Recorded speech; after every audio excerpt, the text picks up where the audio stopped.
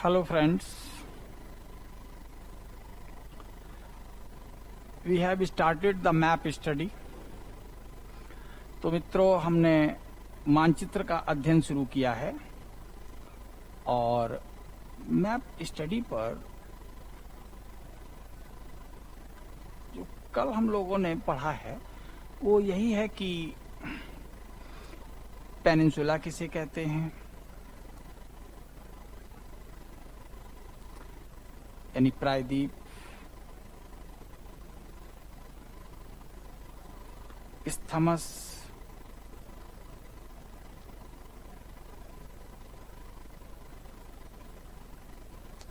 स्थल डमरू मध्य,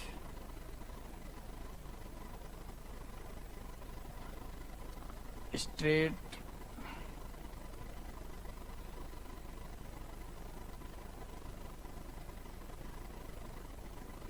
जल डमरू मध्य, जल संधि भी कहा जाता है स्ट्रेट को।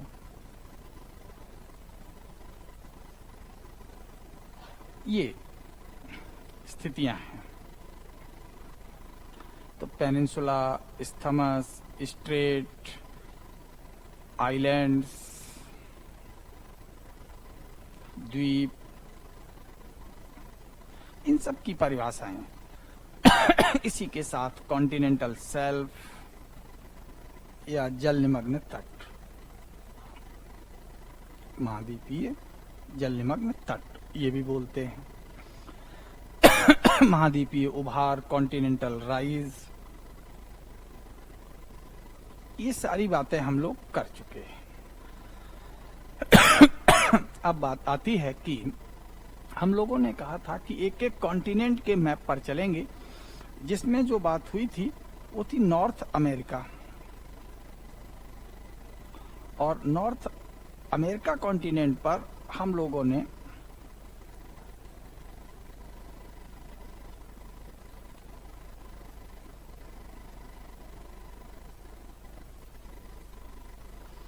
पेनिनसुला आइडेंटिफाई किए थे।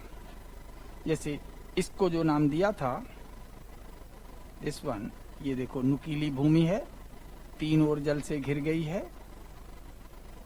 तो इसको नाम दिया था अलास्का पेनिनसुला। ठीक इसके बाद हम लोग इसको थोड़ा और जूम कर दें और क्लियर हो जाएगा। नॉर्थ अमेरिका की वेस्टर्न कोस्ट पर चलते आए थे, तो यहां डिस्कस किया था लोअर कैलिफोर्निया। ये भी देखो भूमि है और तीन ओर जल से घिरी हुई है। और तीन ओर अगर जल से घिर जाए महाद्वीप का कोई भी भाग, तो उसे हम पेनिनसुला कहते हैं। हम लोग अलास्का पेनिनसुला तक ये डिस्कस कर चुके हैं। अब बात अगर आ जाती है लोअर कैलिफोर्निया, तो लोअर कैलिफोर्निया पर जब हम लोगों को डिस्कस करना है तो अब नोट्स बनाने होंगे। जो भी महत्वपूर्ण या इम्पोर्टेंट फैक्ट्स हमसे पूछे जा सकते हैं, जो जानकारी हो सकती है, और वह जानकारी हमें किससे लेनी है? एटलस से। कुछ चीजें जो ज्योग्राफी के बड़े सैलिएंट फीचर्स हैं, वो एनसीईआरटी वगैरह में पढ़ने पर वहां से चर्चा चल जाती है, तो उसको लिखते चलते हैं, जिससे कि हमारे पास एक जो नोट्स बन रहा है वो कंप्लीट नोट्स बनते चले। तो जो बात हम लोग कर रहे हैं, तो हमारी हेडिंग क्या हो जाएगी? Lower California. लोअर कैलिफोर्निया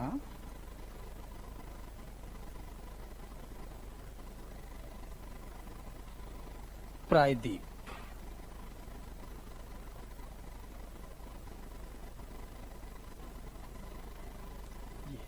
तो अब अगर इसे हम मैप पर देखें, तो मैप में अगर नॉर्थ अमेरिका का पूरा मैप देखें, तो ये नॉर्थ अमेरिका कॉन्टिनेंट का जो हिस्सा है अगर देखें, तो ये हो गया नॉर्दर्न पार्ट, उत्तरी हिस्सा। ये हो गया कॉन्टिनेंट का सदर्न पार्ट, दक्षिणी हिस्सा। यहाँ चले जाएं तो ये ईस्टर्न यानी पूर्वी भाग हो गया।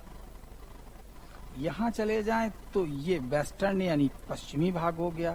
तो अब ये तय है कि अगर हम यहाँ आ जाएं तो ये हिस्सा कौन सा होगा? तो वेस्टर्न और साउथ के बीच में है, so this is the south west, दक्षिण पश्चिम, ये साउथ वेस्ट हो गया। तो हमें जो पहली लाइन अपने नोट्स पर लिखनी होगी वो लाइन यही हो गई, क्या? लोअर कैलिफोर्निया हमारी हेडिंग है,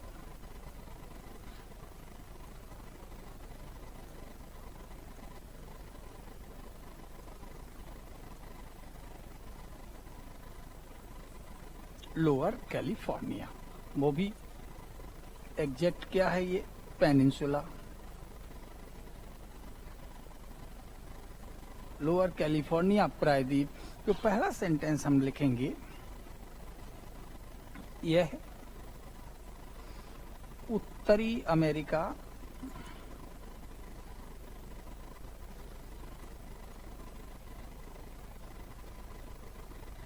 महाद्वीप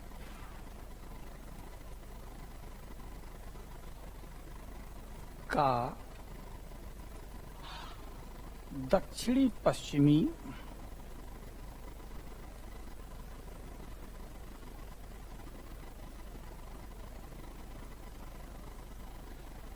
भाग है।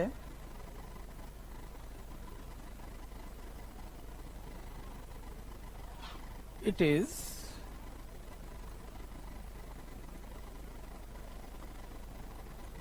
South western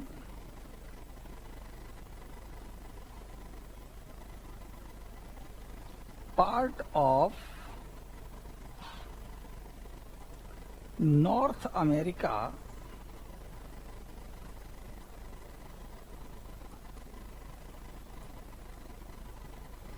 continent।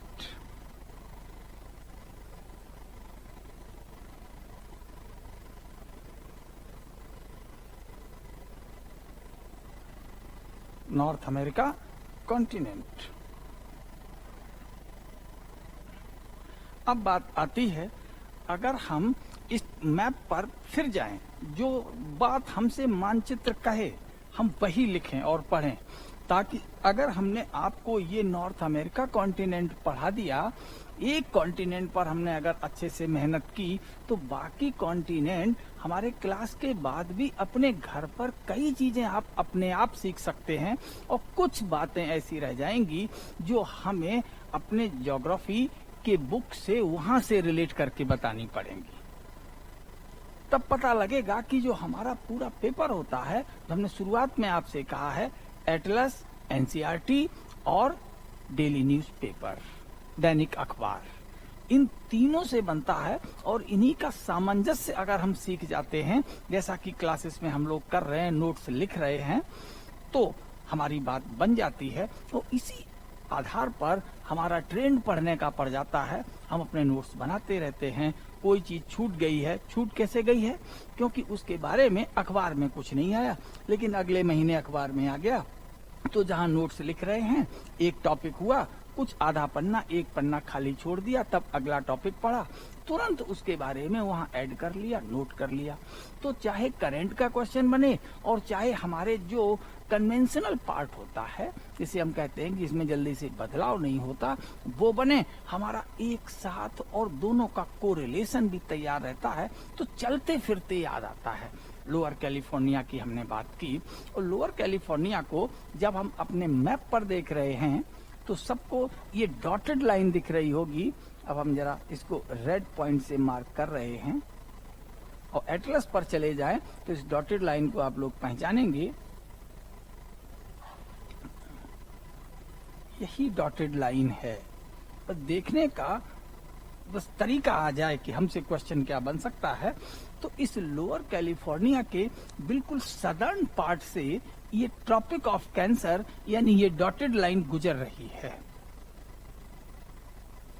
कितना इंपॉर्टेंट क्वेश्चन निकला। जबकि यहाँ ये जो पेनिनसुला बना हुआ है मैप पर, आप लोग पहचान सकते होंगे कि बड़ी आसानी से तिकोना भाग है, तीन ओर सागर से घिरा है, जिसे फ्लोरिडा प्रायद्वीप यानी फ्लोरिडा पेनिनसुला कहते हैं। लेकिन इससे होकर के ये ट्रॉपिक ऑफ कैंसर पास नहीं होता। लेकिन जब हम मैप देखते हैं तो मैप को कभी हम बहुत जल्दबाजी में देखते हैं, जो क्वेश्चन आया बस उसका उत्तर देखा और चले गए। लेकिन अगर हम वहीं पर टिक जाएं तो हमें बहुत सारे और आगे पीछे के क्वेश्चंस मिलने लगते हैं। और हम यहाँ पर आपको बहुत सारे क्वेश्चंस भी देंगे और आप ही यहीं पर एटलस देख करके उनका जवाब भी देते रहेंगे और फिर आप कहेंगे ये तो अब हमारे हाथ में एक चाबी या कुंजी लग गई है और खजाना हमारे पास एटलस एनसीईआरटी, और नई जो हमारी कमाई होगी, जो हम नया यहाँ पर इन्वेस्टमेंट करेंगे for the further growth, that is the newspaper. Newspaper में अगर कोई घटना किसी भी तरीके की मैक्सिको से रिलेटेड है या कैलिफोर्निया से है या कहीं से भी है, फ्लोरिडा से है, या यहाँ पर आप देख रहे होंगे हवाना कैपिटल दिख रही है क्यूबा की, इन सबको अगर हम देखें तो इसके आसपास एक मैप से रिलेटेड सिंपल जानकारी वाला क्वेश्चन बनता है। तो हम लोग एकदम छोटा कंसेप्ट लिया पेनिनसुला, लेकिन अगर उसी के बेस पर हम मैप को देखते जा रहे हैं एक कॉन्टिनेंट के, फिर उसी कॉन्टिनेंट पर हमने पेनिनसुला के बाद में स्थमस वगैरह को देखना शुरू किया, स्थल डमरू मध्य, जल डमरू मध्य को देखना शुरू किया, तो हमें और भी क्वेश्चंस मिलते जाएंगे। और वो ऐसे क्वेश्चंस होंगे जो कि हमारे कहीं प्रैक्टिस सेट में कोई बना के नहीं देता, ये हमें खुद स्टडी करना पड़ता है। We are actually in the classroom, हम लोग वास्तव में क्लासरूम में हैं। और क्लासरूम अटेंड करने का सीधा एक बहुत बड़ा अंतर होता है। तो बुक से सब कुछ नहीं हो जाता, बुक में सब कुछ है लेकिन पढ़ना पड़ता है। कैसे पढ़ें, तो ये वास्तव में हम लोगों की एक इंटेंसिव स्टडी कोर्स है। तो बात हमने कर्क रेखा की यानी ट्रॉपिक ऑफ कैंसर की। तो कर्क रेखा इस लोअर पेनिनसुला के इस दक्षिणी भाग से गुजर रहा है, सबको विजिबल है। So we can write down, अब हम लोग लिख डालते हैं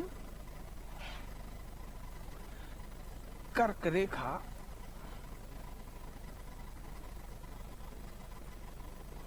इस प्रायद्वीप के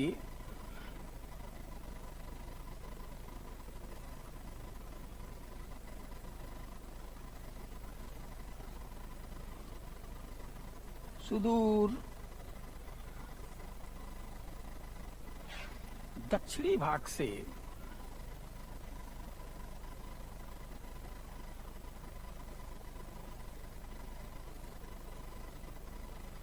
गुजरती है। तो बिल्कुल दक्षिणी भाग है, उससे गुजरती है।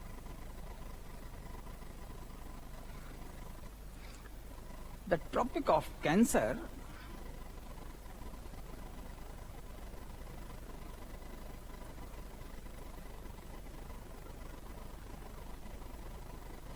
passes through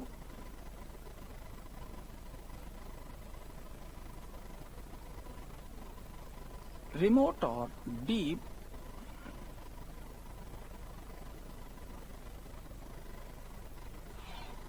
southern part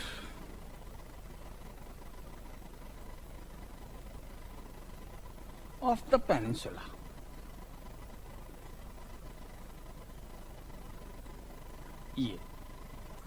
ये हमने एक लिख लिया, ये हमने दो जानकारियां ली। अब अगर हम इसी मैप के बजाय अब हम पॉलिटिकल मैप पर चले जाएं, north America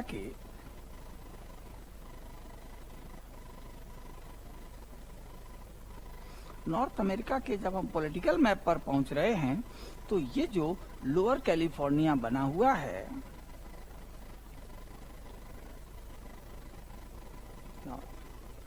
clear, more clearly visible.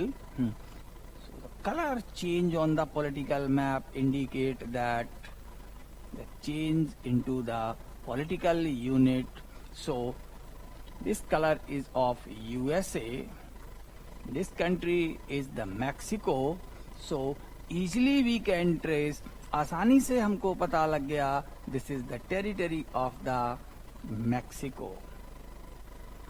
यानी कि लोअर कैलिफोर्निया किसका भाग है? तो लोअर कैलिफोर्निया मैक्सिको देश के अंतर्गत आता है।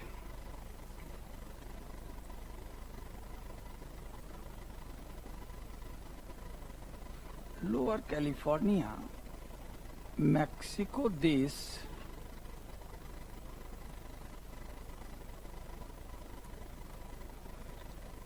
के अंतर्गत आता है।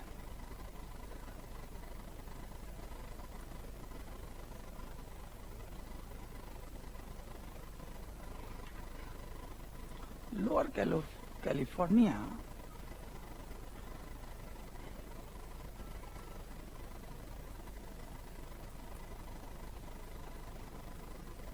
is the territory of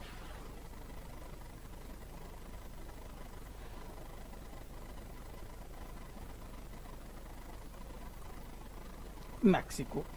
ये एक इम्पॉर्टेंट पॉइंट है। क्यों? जरा अगर हम फिर मैप पर जाएं तो पॉलिटिकल मैप पर आप देखेंगे कि ये लोअर कैलिफोर्निया है और इसी से मिलता जुलता ये यहाँ नाम सुना होगा Los Angeles, Las Vegas, San Francisco. ये बड़े पॉपुलर शहर हैं यूएस के। और कोई ये पूछे कि ये शहर किस राज्य में हैं, तो हम लोग अब देख लेते हैं जरा मैप पर। इसमें यूएस के स्टेट्स वगैरह दिए गए हैं, तो उस मैप को देखते हैं।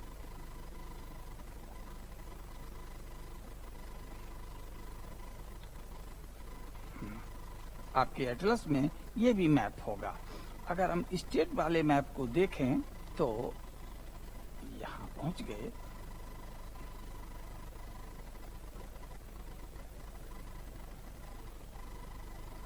ये कौन सा राज्य पड़ रहा है? तो पूरा इन्होंने कैलिफोर्निया रेंज लिख दिया, यहाँ नेवादा स्टेट लिख दिया। खुद ही राज्यों को देखें। So this state is San Francisco, ये दिखा, San Jose, Santa Cruz island, Los Angeles, सभी शहर आपको दिख रहे हैं। ये यूएस के किस राज्य में आते हैं? नाम लिखा हुआ है कैलिफोर्निया। तो जब केवल शब्द कैलिफोर्निया यूज हो रहा है तो इसका मतलब है कि वो एक स्टेट है और वो स्टेट किसका है? यूएसए का है। लेकिन अगर शब्द लोअर कैलिफोर्निया यूज हो रहा है तब फिर ये तय हो गया है कि अब हमें कहाँ देखना पड़ेगा? ये मैक्सिको का है। तो लोअर कैलिफोर्निया एक प्रायद्वीप है। It is the peninsula. और ये जो प्रायद्वीप है वो किस देश का भूभाग है? मैक्सिको का है। तो सुमेलित करने वाले क्वेश्चंस बन जाते हैं, जैसे अलास्का पेनिनसुला उन्होंने नाम दे दिया। फिर उसके बाद उन्होंने फ्लोरिडा पेनिनसुला नाम दे दिया और फिर दे दिया लोअर कैलिफोर्निया। और आपसे ये पूछ लिया कि उपरोक्त तीन में से कौन से प्रायद्वीप या कौन से पेनिनसुला संयुक्त राज्य अमेरिका यानी यूएसए के अंतर्गत नहीं आते।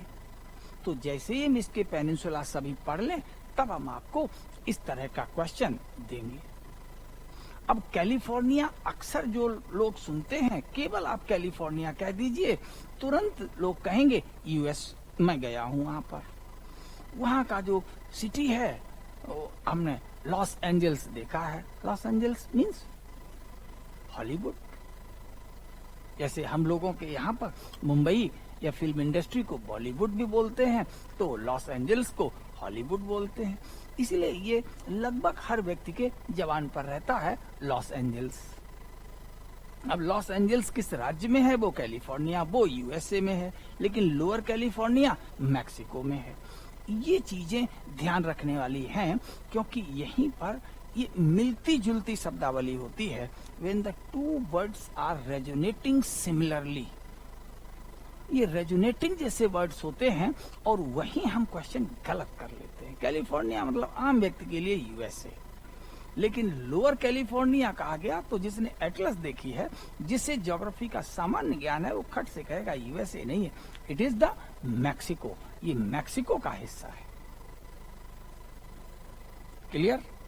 सो the things we are simply finding from the atlas, but they are highly important and crucial for our prelims examination. ये हमारे प्रीलिम्स की परीक्षा के लिए मैप स्टडी के क्वेश्चंस हैं, बहुत जरूरी हैं।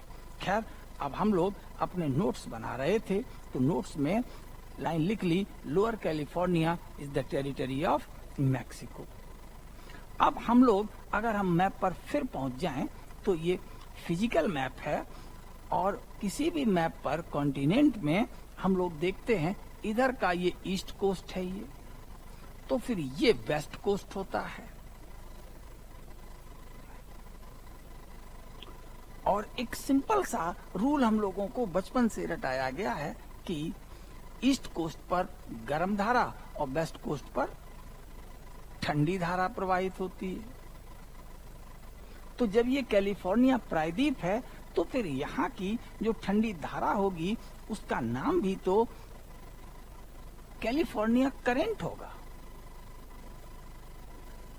तो प्रशांत महासागर की वह धारा जो इस प्रायद्वीप के किनारे से या कोस्ट से रगड़कर बहती है, उसे हम कैलिफोर्निया करंट कहते हैं। अब चूंकि ये साउथ वेस्टर्न पार्ट है, अगर वेस्टर्न पार्ट है तो हम लोग टिक कर देते हैं कि यहाँ की करंट कैसी होगी, ठंडी होगी। तो अगर करंट से रिलेटेड कोई क्वेश्चन बन गया है तो हम ये भी काम कर सकते हैं। हमें अगर लोकेशन सही से पता है तो उससे हम एक सही अनुमान लगा करके हम पहुंच जाते हैं। यानी जो हम हर बात रटते रहते हैं, वो रटने के बजाय अब हमें यहाँ पर लिख लें और एक तरीके से मैथमेटिक्स के पॉइंट की तरह ये लिंक होते चले जाएंगे। तो लोअर कैलिफोर्निया के तट पर कैसी समुद्री धाराएं बहती हैं, ठंडी। लिखिए,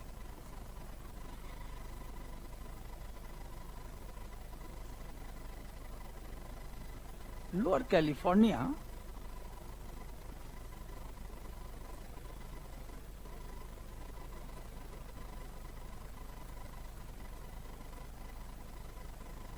की तट पर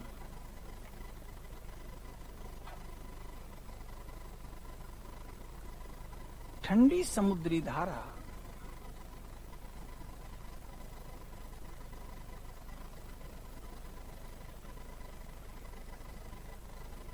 प्रवाहित होती है।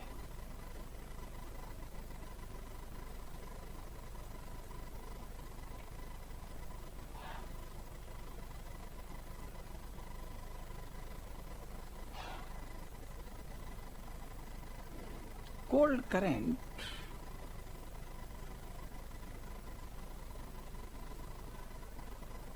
of the Pacific Ocean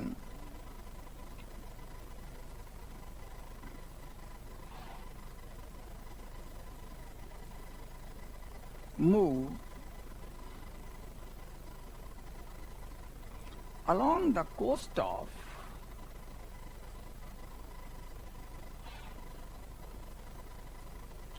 Lower California.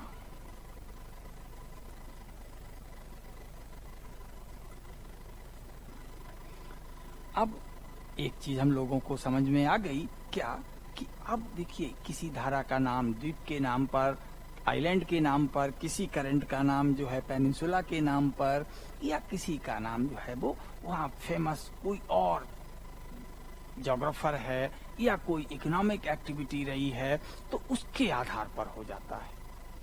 तो यहाँ कैलिफोर्निया एक, लोअर कैलिफोर्निया एक पेनिनसुला है और ऊपर यूएसए का राज्य भी है कैलिफोर्निया स्टेट, तो धारा का नाम भी कैलिफोर्निया करंट है। ठंडी समुद्री धारा को कैलिफोर्निया धारा कहा जाता है।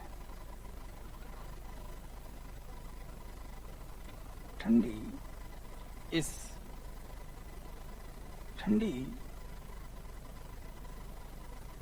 समुद्री धारा को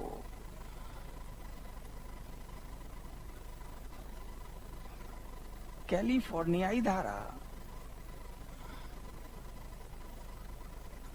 या कैलिफोर्निया धारा कहते हैं।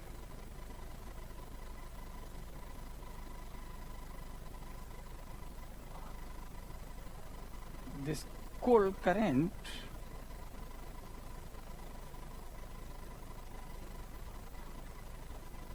is called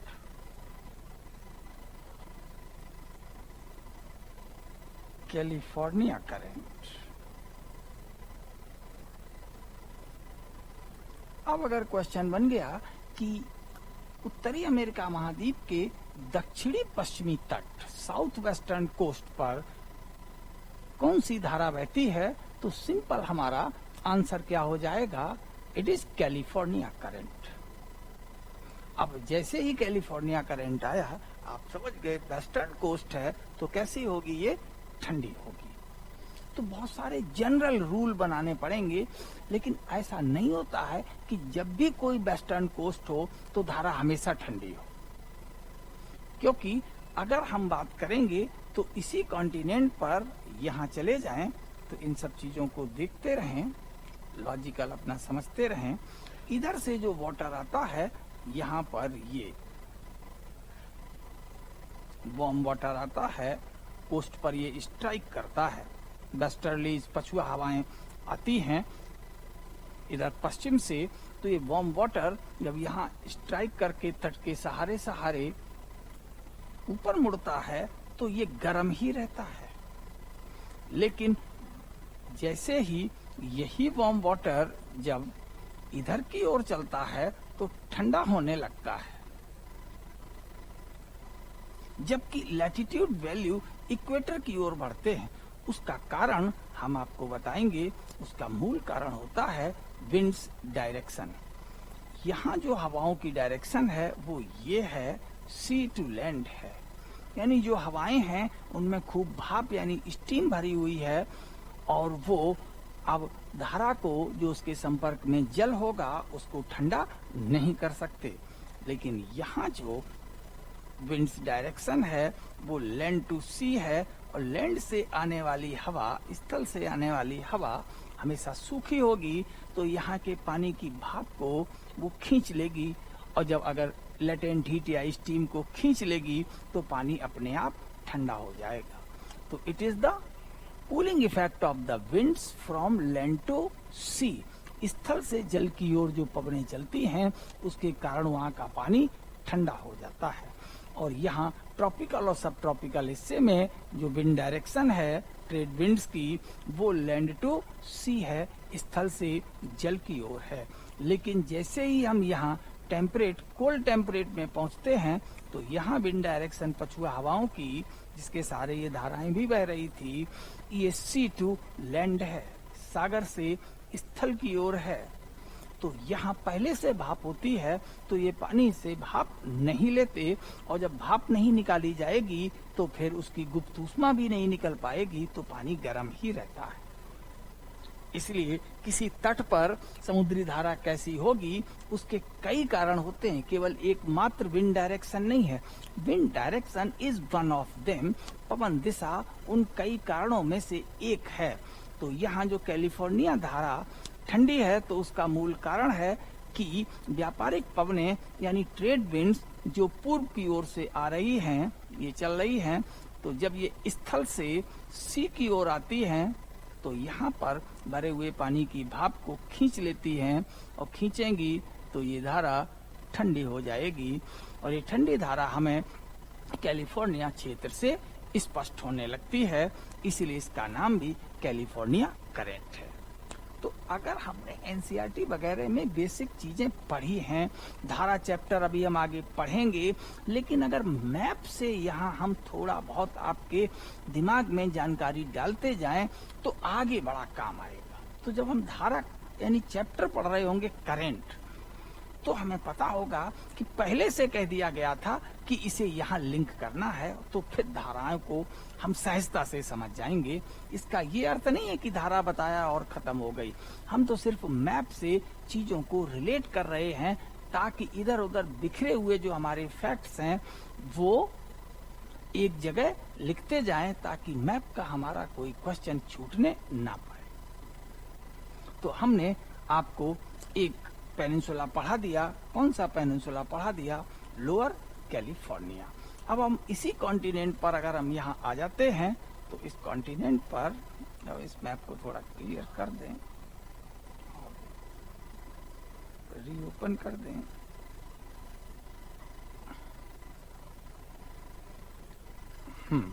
अगर हम इस पर पहुंच रहे हैं तो फिर ये हमें एक और लैंड दिखाई दे रही है, तीन ओर से जल से घिरी हुई है। इस भूमि को अगर हम देखें तो ये भूमि भी जब तीन ओर सी वाटर से घिर गई है तो घिरने से अब ये एक पेनिनसुला बन गया। तो जब पेनिनसुला बन गया है तो जरा हम जूम करके देख भी लें कौन सा पेनिनसुला है। आप लोगों ने सही ढूंढ लिया।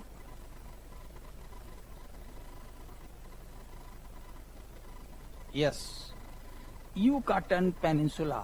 न जाने कितनी बार आप लोगों से ये पूछा जा चुका है, युकाटन पेनिनसुला। चलिए लिखते हैं, नई हेडिंग बनाते हैं। क्या हेडिंग होगी हमारी? युकाटन प्रायद्वीप, युकाटन पेनिनसुला। अब हमें इसकी लोकेशन लिखनी पड़ेगी। तो लोकेशन इसकी क्या होगी? तो अब गौर से देखें तो इधर ये गल्फ ऑफ मैक्सिको है, यानी ये अटलांटिक महासागर के द्वारा तीन ओर से घिरा हुआ है। और उत्तरी अमेरिका महाद्वीप का ये दक्षिणी भाग में उपस्थित है। तो सबसे पहले हमें लोकेशन बतानी पड़ेगी। यह प्रायद्वीप,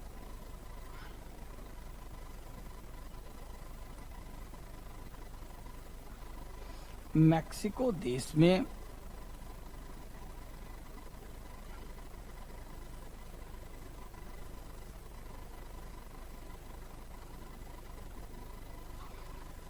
अटलांटिक महासागर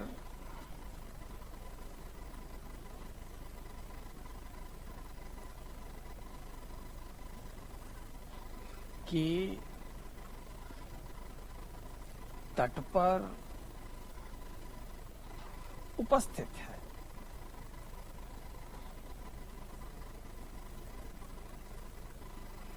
This peninsula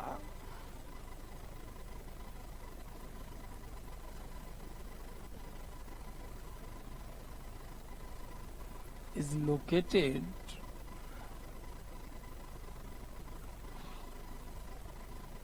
in the Mexico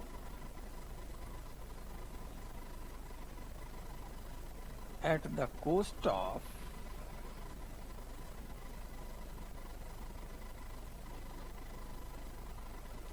Atlantic Ocean.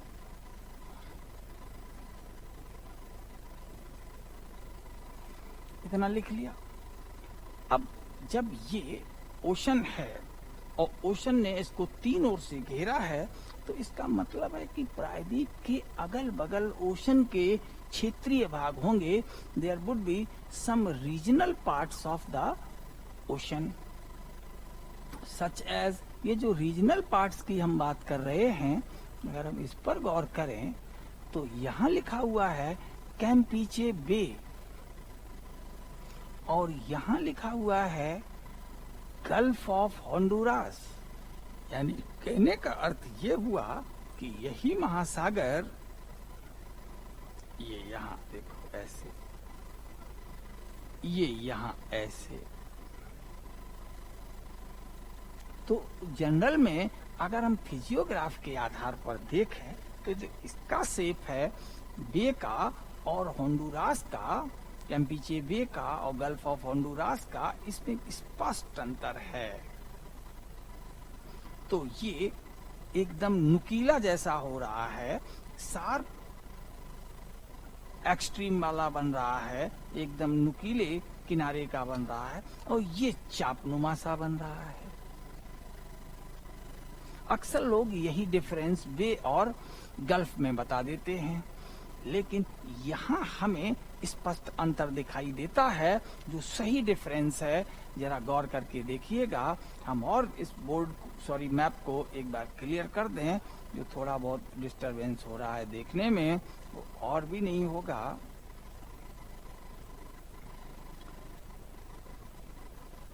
अब जरा यहाँ आप देखेंगे ये ग्रीनिश कलर दिया गया है, और ग्रीनिश कलर का मतलब होता है, अगर हम यहाँ से देखें डार्क ग्रीन या लाइट ग्रीन है तो इनकी सी लेवल से जो ऊंचाई है वो काफी कम है, 150 मीटर या 300 मीटर से कम है।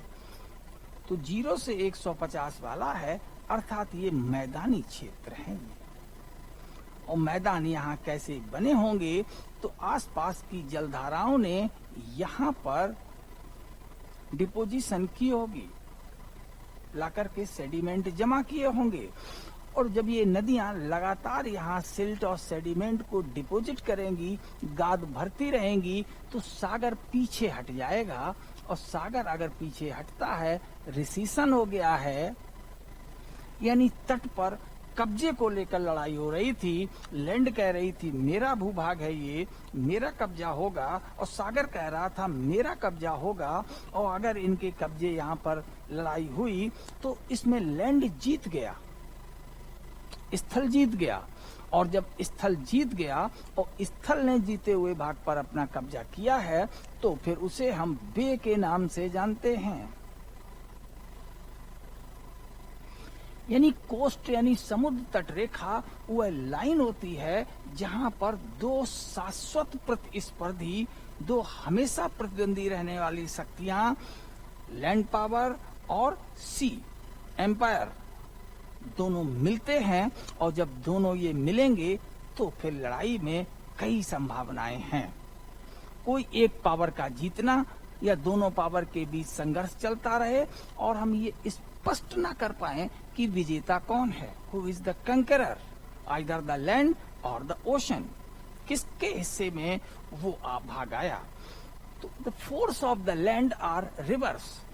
और देखा जाए तो स्थल की जो सेना है वो सेना है नदी।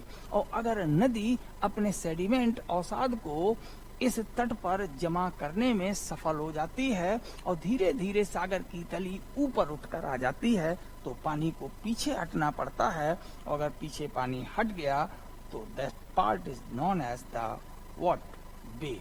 इसी को हम बे कहते हैं। और हिंदी में दोनों के लिए शब्द खाड़ी है। तो हम लोग बड़े झटके में कहीं बे कहीं गल्फ पढ़ते हैं। हिंदी माध्यम के लिए तो टेंशन की बात है ही नहीं, क्योंकि दोनों में खाड़ी लिखा हुआ है।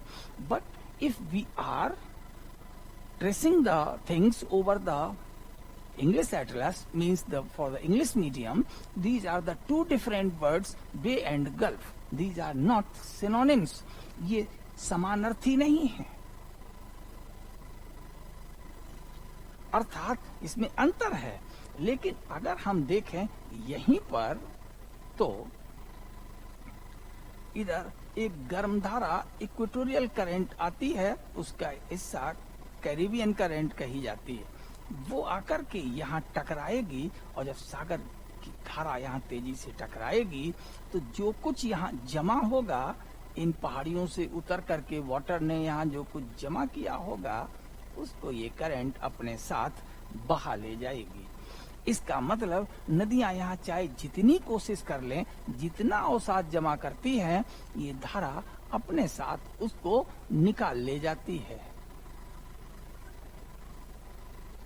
तो यहाँ पर और ये कोस्ट भी घिसता रहता है धारा के टकराने से।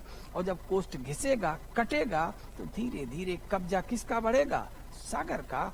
अगर सागर का कब्जा बढ़ता है तो क्या शब्द होगा? गल्फ। और अगर लैंड का कब्जा बढ़ता है तो यहाँ क्या शब्द होगा? बे। तो यहाँ क्या लिखा हुआ है? Campeche bay. Now you people can trace easily the word Campese Bay. It is Campece, Campese Bay.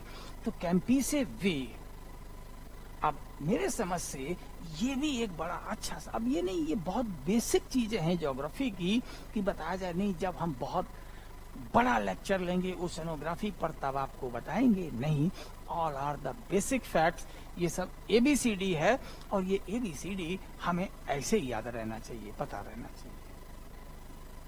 तो हमने शेप वाले आकार को हम भ्रम में पढ़ सकते हैं, जैसे गल्फ ऑफ कैलिफोर्निया है, इसका भी शेप एकदम परफेक्ट चापनुमा है, तो हम इसे गल्फ ऑफ मैक्सिको ना कह के इसे बे ऑफ मैक्सिको कहते, ऐसा नहीं कहा जाता, लेकिन गल्फ कहा गया है। इसका अर्थ है कि नदियों की जितनी यहाँ डिपोजिट हो रही है उससे ज्यादा यहाँ की धारा इस वाटर को लेकर निकल जाती है, वाटर के साथ सेडिमेंट भी निकल जाते हैं। इट मीन्स यहाँ से जो ट्रांसपोर्ट ऑफ सिल्ट है वो ज्यादा है और जो डिपोजिशन ऑफ सिल्ट है वो कम है। इसलिए कौन सा शब्द हमने यहाँ प्रयोग किया होगा, दैट इज द गल्फ। इसलिए गल्फ ऑफ वे अगर प्रयोग किया जाता है तो उस जगह की ज्योग्राफी के कई सैलिएंट फीचर्स बड़े क्लियर हो जाते हैं, राइट। तो यहाँ हमने गल्फ ऑफ होंडुरास बताया और बे ऑफ कैम्पीसे बताया, तो जरा लिख लें। तो इस कोस्ट को हम क्या कहेंगे, ये जो कोस्ट होगा इस पेनिनसुला का, तो this coast would be what, this is the east coast, this is what west coast. तो ईस्ट कोस्ट पर है इसके गल्फ ऑफ होंडुरास और वेस्ट कोस्ट पर है इसके bay of Campeche. Note down.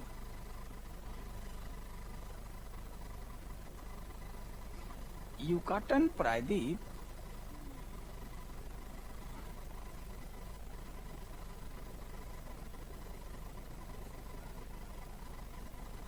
के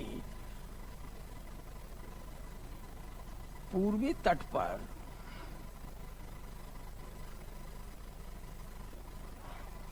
होंडुरास की खाड़ी, होंडुरास की खाड़ी, हिंदी में खाड़ी ही शब्द है, होंडुरास गल्फ एवं पश्चिमी तट पर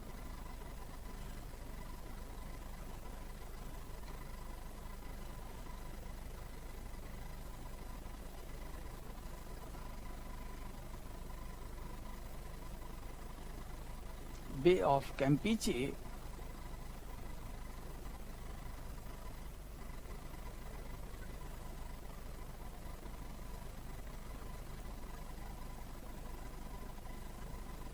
अवस्थित है।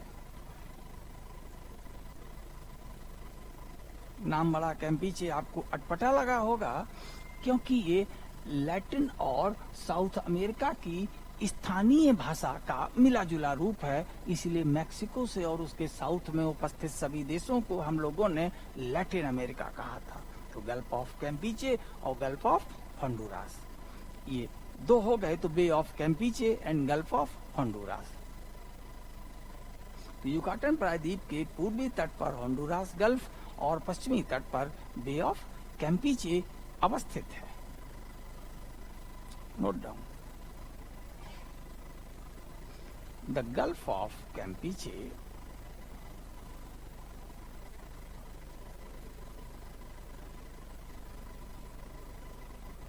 and Bay of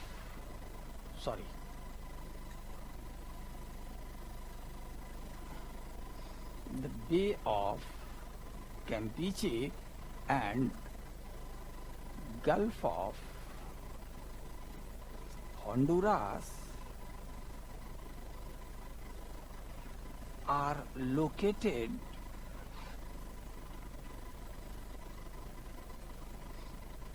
along the west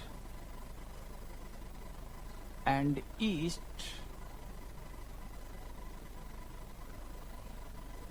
coast of the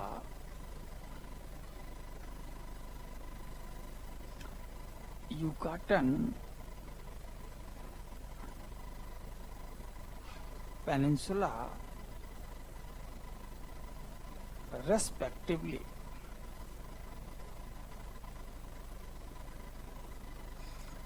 पश्चिमी तट पर कैंपीचे बे और पूर्वी तट पर होंडुरास गल्फ क्रमशः उपस्थित है।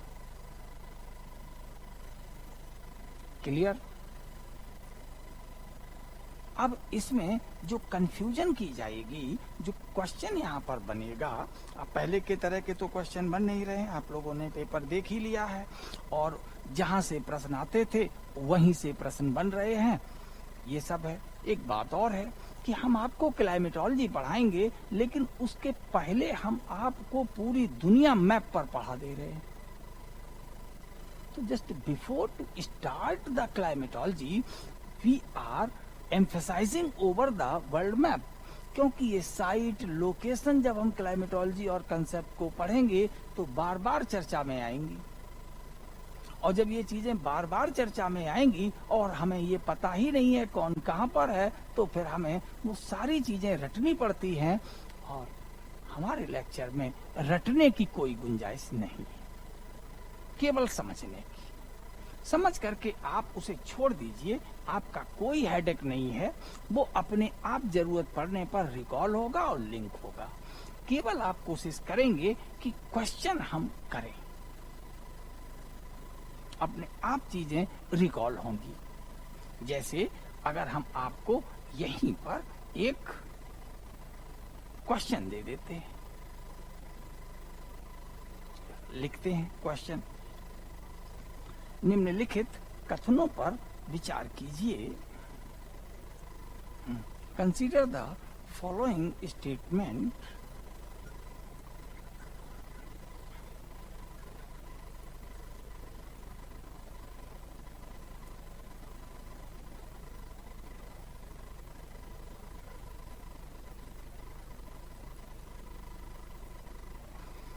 स्टेटमेंट फर्स्ट,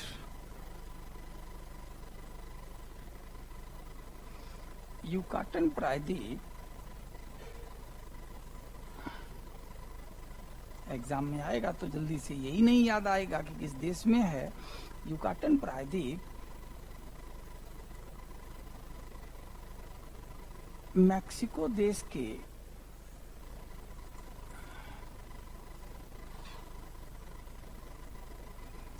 अंतर्गत आता है।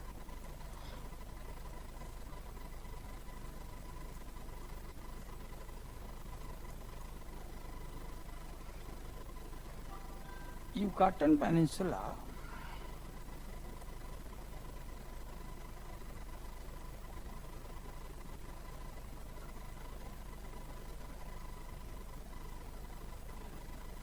the part of Mexico.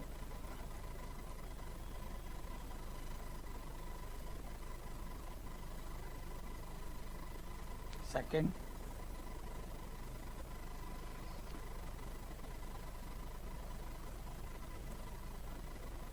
Mexico is the largest country Mexico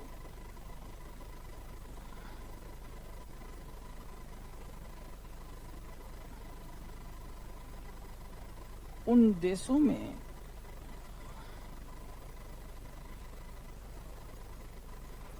सबसे बड़ा है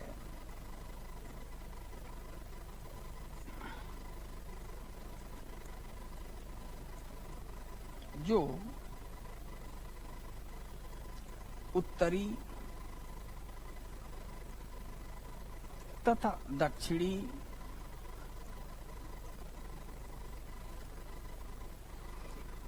अमेरिकी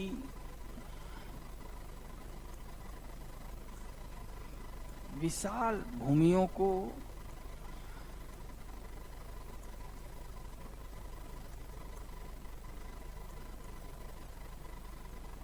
आपस में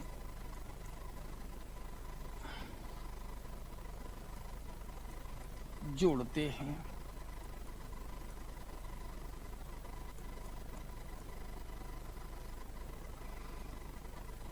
Mexico is the largest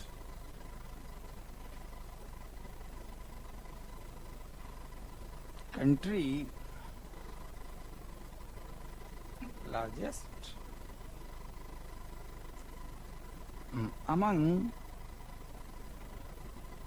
the countries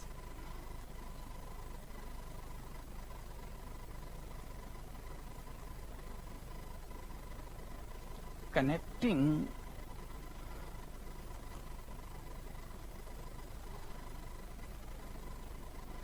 the extensive lands of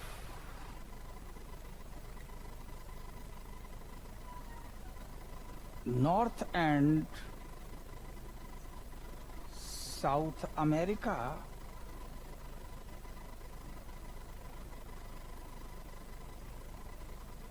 mutually.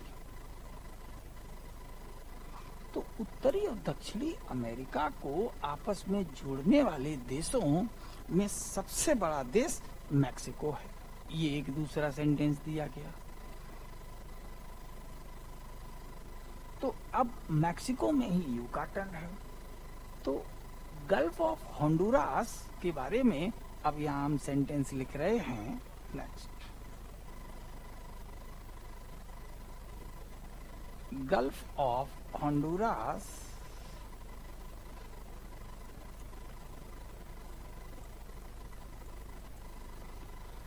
Atlantic महासागर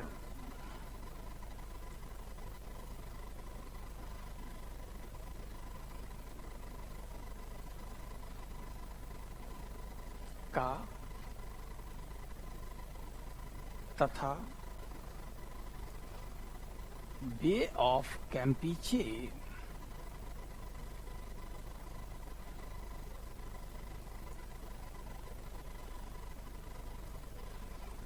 प्रशांत महासागर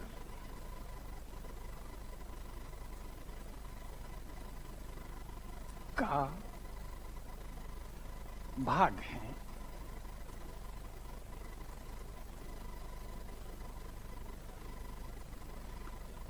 गल्फ ऑफ होंडुरास, अब इन सब में थोड़ा टाइम लगता है, लेकिन थोड़ा जरूरत जो है कि हम इन चीजों को क्यों पढ़ रहे हैं वो काफी स्पष्ट हो जाती है। और सिविल सर्विसेज की तैयारी करते समय अगर हमें ये ना पता हो कि इस तथ्य या इस जानकारी का उपयोग क्या है तो वो बेकार है। उसकी यूटिलिटी बहुत जरूरी है। अगर उपयोगिता का ज्ञान है तो आपको याद रहेगा। जैसे हमारे घर में न जाने कितना सामान इधर उधर रखा होता है, लेकिन जब हमने देख लिया कि हमारे काम की चीज यहाँ है, जरूरत पड़ने पर हमें याद आ जाता है। तो हम लोग इंसान हैं। स्वार्थ, मतलब, उपयोगिता, ये हमारी मूल पहचान है। इसी को हम अपनी ताकत बनाएं। कहाँ पर? पढ़ाई में। जबकि स्वार्थ और ये लोलुपता, ये मिल जाए, वो कर लें, ये कर लें, लोग इसे इंसान का निगेटिविटी कहते हैं। लेकिन अगर हम किसी निगेटिव एटीट्यूड को अगर हम अपने पॉजिटिव वे में लगा दें तो कल्याण होना तय। ठीक यहाँ कंपटीशन में सफलता के लिए भी है। हम लोगों में कोई चीज देखी चाहिए है, किस काम आएगी, ये हमारा बेसिक इंस्टिंक्ट है इंसान का। और अगर हम अपने बेसिक इंस्टिंक्ट के आधार पर काम नहीं कर रहे हैं तो हम मतलब इंसान नहीं है। और सिविल सर्विस की परीक्षा चाहे स्टेट लेवल की हो या इसकी या पढ़ाई लिखाई, कुछ भी, सब इंसानों के लिए है। तो अगर हम न राक्षस बने न भगवान बनने की कोशिश करें, we are the human beings and always try to be human being till this material world and we both exist. जब तक हम और ये भौतिक जगत है साथ साथ, बाद में क्या होता हम नहीं जानते, जरूरत भी नहीं। तो साथ साथ अगर हैं तो हम इंसान बने रहें, ना हम दानव बनने की कोशिश करें, ना हम देवता। तो मटेरियल लाइफ में जो कुछ हमें जरूरी है, अच्छा पद, रुतबा, ये सब हमें हासिल होता रहेगा क्योंकि ये इंसानों के लिए। तो if we have the attributes of the human being, we must have the all privileges, rights for the human beings. We can enjoy all the privileges, rights हमारा भी यहाँ अधिकार कब है? वो इंसानों के लिए तो इंसान होना चाहिए। तो we must know the utility of the each facts and information. हमें हर एक जानकारी की उपयोगिता की जरूरत है। अगर हमें गल्फ ऑफ कैम्पीचे होंडुरास बताया गया है तो हमें कैसे क्वेश्चन में हमें ये घुमाया जा सकता है, ये स्पष्ट होना चाहिए। ये कहने का मतलब है। तो we are simply saying that, हम बिल्कुल साधारण तरीके से कहना चाह रहे हैं, हर चैप्टर को हम जीरो से शुरू करते हैं और उसे क्लाइमैक्स तक ले जाते हैं। ये नहीं है कि हमारी शुरुआत की क्लास छूट गई है तो हम कुछ पढ़ नहीं पाएंगे, नहीं, कहीं से भी आप शुरू कर लें, आपका ये शुरू हो जाएगा। अगर कंसेप्ट क्लियर हो रहे हैं तो हम यहाँ लिख रहे थे गल्फ ऑफ होंडुरास, अटलांटिक महासागर के तट पर gulf of Honduras is located at the coast of Atlantic Ocean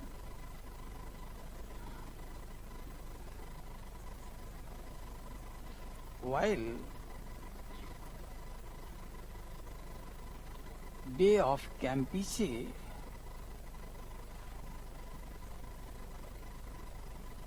is at the coast of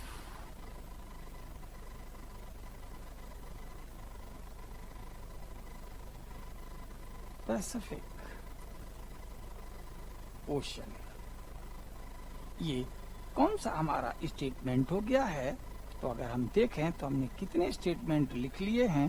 तो फर्स्ट स्टेटमेंट लिखा था युकाटन प्रायद्वीप मैक्सिको देश के अंतर्गत आता है। दूसरा लिखा मैक्सिको उन देशों में सबसे बड़ा है जो उत्तरी तथा दक्षिणी अमेरिकी विशाल भूमियों को आपस में जोड़ते हैं।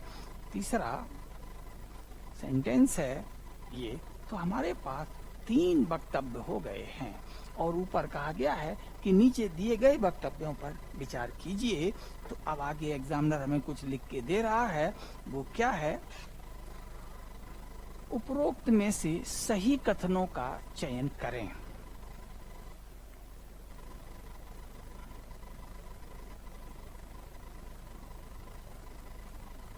पहले पीसीएस में इस तरह के क्वेश्चन नहीं आ रहे थे, लेकिन अब आप देख रहे होंगे कंटेंट क्वेश्चन हमारा सब कुछ आईएएस की ओर जा रहा है। टॉपिक वही है, टॉपिक नहीं बदले हैं, केवल नजरिया बदल रहा है। मैं बार बार कह रहा हूं, उपरोक्त में से सत्य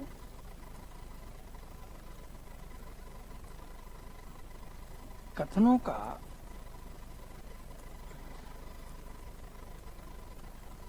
चयन करें।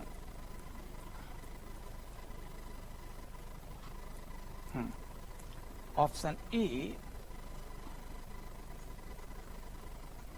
क्या रहेगा? Select the correct statement. Option A, only one is correct, केवल एक सही है। ये क्वेश्चन हम बार बार आपको नहीं कराएंगे। कुछ ऐसे क्वेश्चंस होंगे जहां नहीं समझ में आ रहा है कि इस पे क्या बनेगा, वहीं कराएंगे। ओनली वो आपको जो क्वेश्चंस होते हैं वो आपको अपने करने होते हैं दी स्कूल ऑफ कंपटीशन यानी डीएससी के फेसबुक पेज पर। वहां से आप लोग करेंगे। लेकिन यहाँ कोई बहुत क्रूशियल चीज है जो बहुत जरूरी है, वो क्वेश्चन के रूप में फ्रेम करना है, तो हम आपको यहाँ फ्रेम कर दे रहे हैं। तो only one is correct. Second, only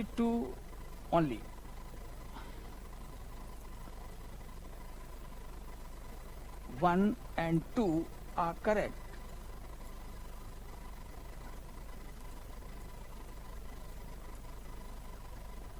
केवल 1 और 2 सही हैं।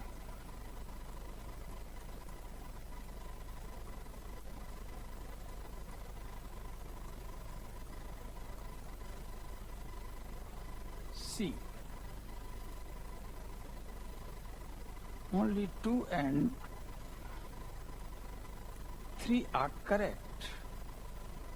केवल 2 और 3 सही हैं।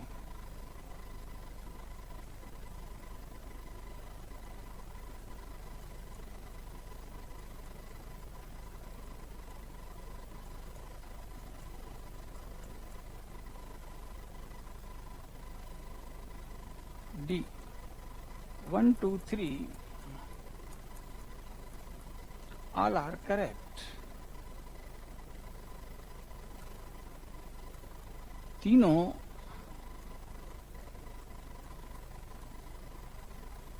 एक दो सही हैं। अब हम लोग अपने मैप पर जाते हैं और जरा इसका दर्शन करते हैं।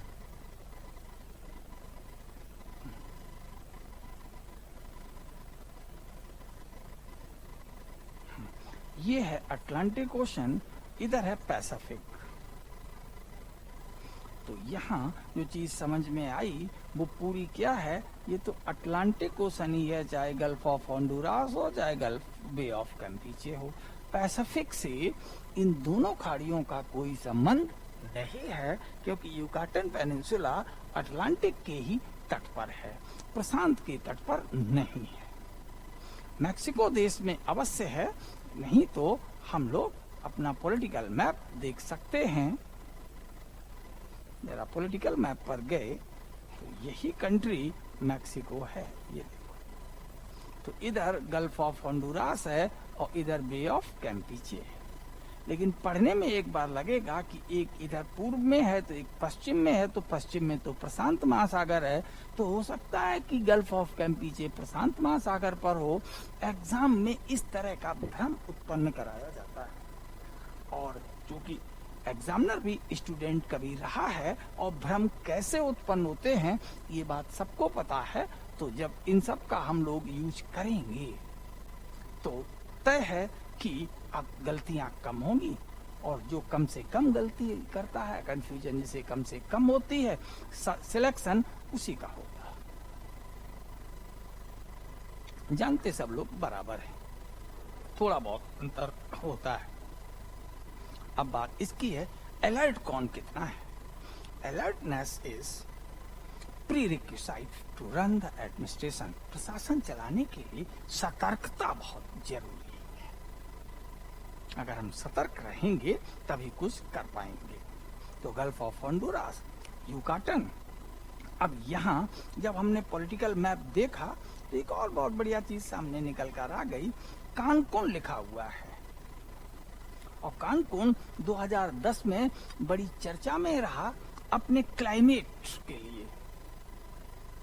कोप नाम सुना होगा, conference of parties over the climate change, जलवायु परिवर्तन पर।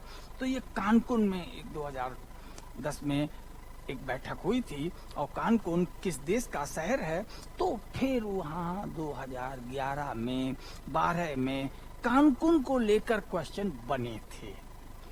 यानी हमारा कहने का सीधा इशारा हो गया है कि अब इस समय सीओपी या कहीं भी इस तरह के इंटरनेशनल या ग्लोबल ऑर्गेनाइजेशन की जिस जगह पर बैठक हो रही होती है, उनकी हमें ज्योग्राफिकल लोकेशन और उस जगह की कुछ भौगोलिक विशेषताएं हमें पता होनी चाहिए, क्योंकि क्वेश्चन ऐसे ही बनते। अब इससे ज्यादा पेपर आउट नहीं किया जा सकता। सिर्फ आपको एग्जाम के लिए अपने मन लगाने की जरूरत है, पढ़ने की जरूरत है, घंटे गिनने की नहीं, मिनट गिनने की नहीं कि हमने 2 घंटे पढ़ लिया, 3 घंटे पढ़ लिया। And we are running our self just like the tools and machines. We are actually the human beings, we have infinite potential. हम मानव हैं और हमारी क्षमता अनंत है, असम, और उसे हम मशीनों की तरह सीमित ना करें। हम लोग कहते क्या चलते फिरते, मशीनें क्या जो इतना काम करेंगे। अरे मशीन आपके बराबर कहां तक काम कर सकती है। तो कैलकुलेट कर लेना कि घर में जो हमारी माताएं बहनें हैं अपनी जिंदगी भर में कितना भार उठाती होंगी टन में। फिर आप जोड़ लेंगे एक गिलास कितनी बार दिन में उठाया होगा, कितनी बार कढ़ाई करछुल, सबका एवरेज निकाल लेना घंटे के हिसाब से, फिर महीने से, फिर साल के और लाइफ के हिसाब से, तो पता लगा इतने टन सामान उठाया था। तो ये है इसीलिए बायोलॉजिकल सिस्टम्स की लिमिट जो होती है वो बहुत ज्यादा है और हम लोग अपनी उसी लिमिट और कार्य क्षमता को बढ़ाने की बात कर रहे हैं। तो gulf of Honduras, gulf of Campeche, important point जो यहाँ पर छूट रहा था। अब हम लोग अपने नोट सीट पर पहुंच जाएंगे। ये बीच में क्वेश्चन दिया था, इसको अलग रखेंगे लेकिन इंपॉर्टेंट पॉइंट लिखेंगे। क्या मैक्सिको का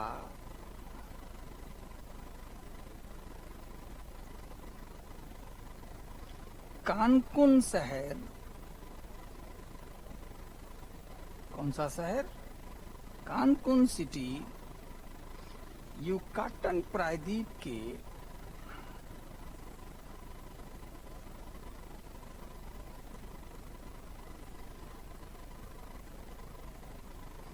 तट पर उपस्थित है। ठीक, मैक्सिको का कानकुन शहर युकाटन प्रायद्वीप के तट पर उपस्थित है।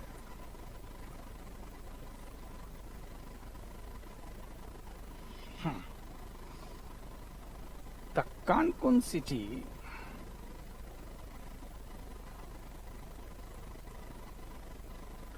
of Mexico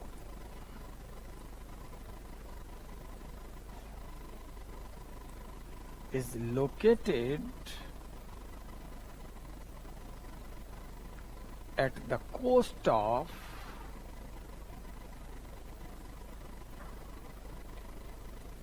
Yucatan Peninsula.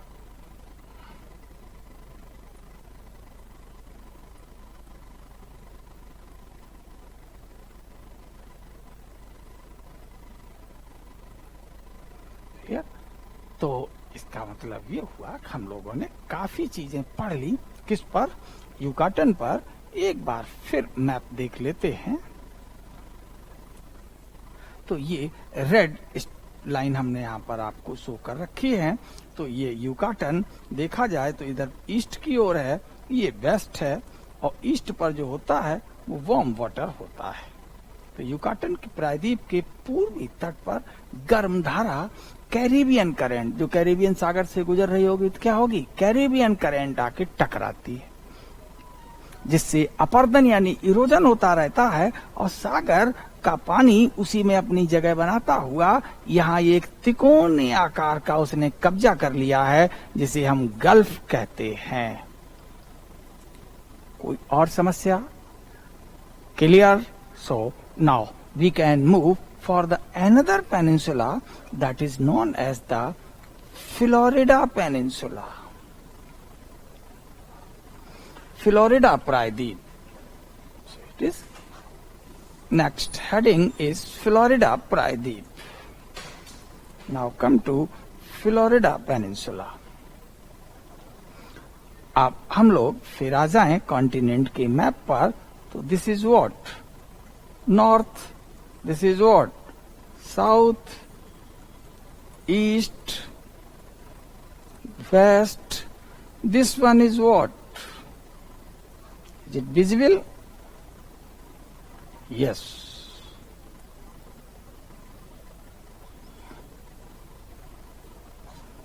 So it was what? East. It was what? South. So this is southeast. So the Florida Peninsula is the southeastern part of the North America. Now next topic is Florida. Next point, Florida Peninsula. Florida प्रायद्वीप।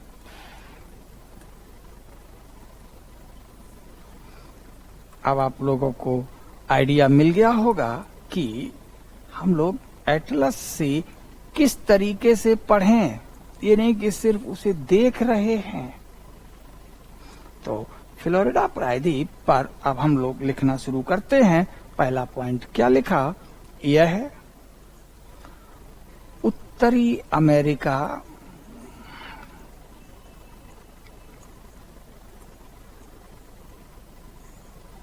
महाद्वीप का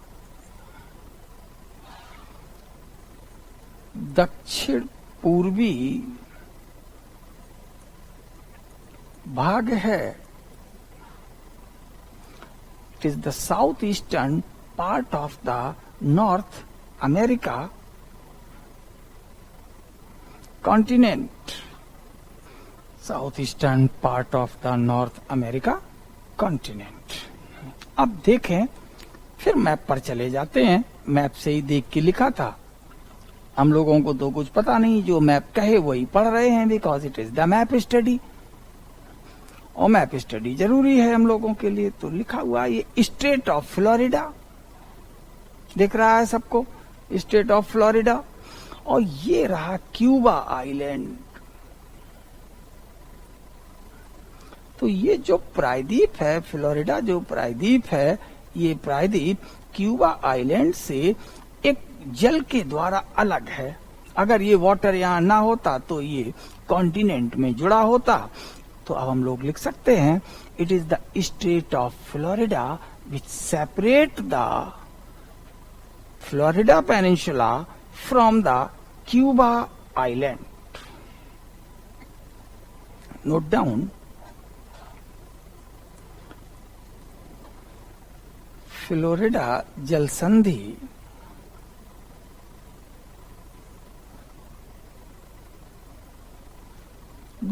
हम लोग पढ़ चुके हैं, सबको पता है। जितने बेसिक कंसेप्ट्स यहाँ जरूरी है मैप को डिस्क्राइब करने में, वो हम आपको डिस्कस कर चुके हैं। कुछ छूटा है, कहीं जरूरी है, तो वो भी साथ में होता जाएगा। तो फ्लोरिडा जलसंधि प्रायद्वीप को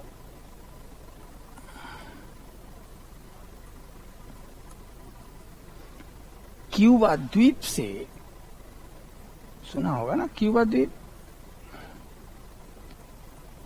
इस कैपिटल है हवाना, जो अपने सिगार के लिए फेमस रहा है, वही फिदल कास्त्रो वाला देश द्वीप। फ्लोरिडा जलसंधि प्रायद्वीप को क्यूबा द्वीप से पृथक करती है। अगर ये वाटर ना होता तो ये भूमि एक ही होती। Florida straight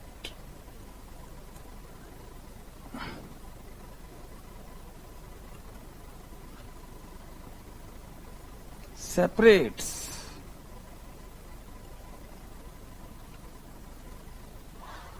the Cuba island from Florida Peninsula.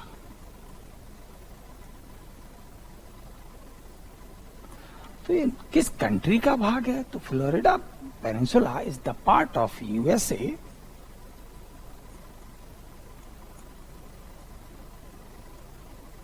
Florida प्रायद्वीप संयुक्त राज्य अमेरिका, यानी ट्रंप वाले देश, संयुक्त राज्य अमेरिका का भाग है। फ्लोरिडा वहां का एक राज्य है। तो फ्लोरिडा पेनिनसुला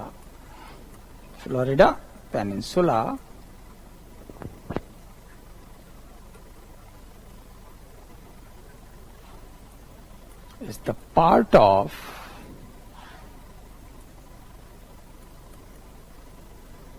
USA। यानी अगर हम फिर मैप पर जाएं, यहां पॉलिटिकल मैप पर देखें, तो ये जो स्टेट ऑफ फ्लोरिडा है, ये इधर इसके यूएसए है और ये क्यूबा है। अब यहीं पर आपको मियामी सिटी मिलेगा, कुछ आइलैंड्स मिलेंगे, यहाँ बहामास दिख रहे हैं। थोड़ा और अगर हम नॉर्थ की ओर चले जाएं तो बरमूडा है। इन चीजों को अगर हम जोड़ दें तो मियामी हो गया।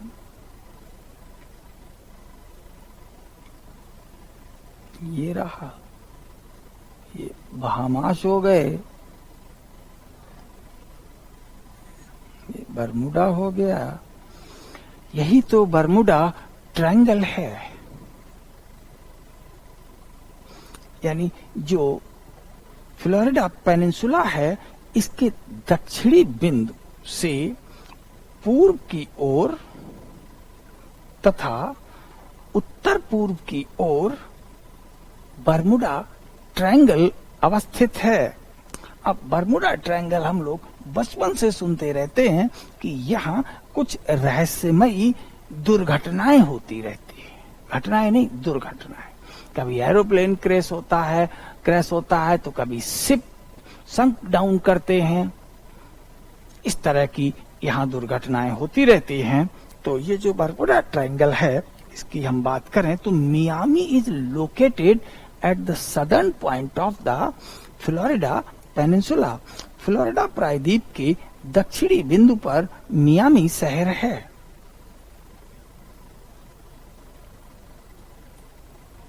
फ्लोरिडा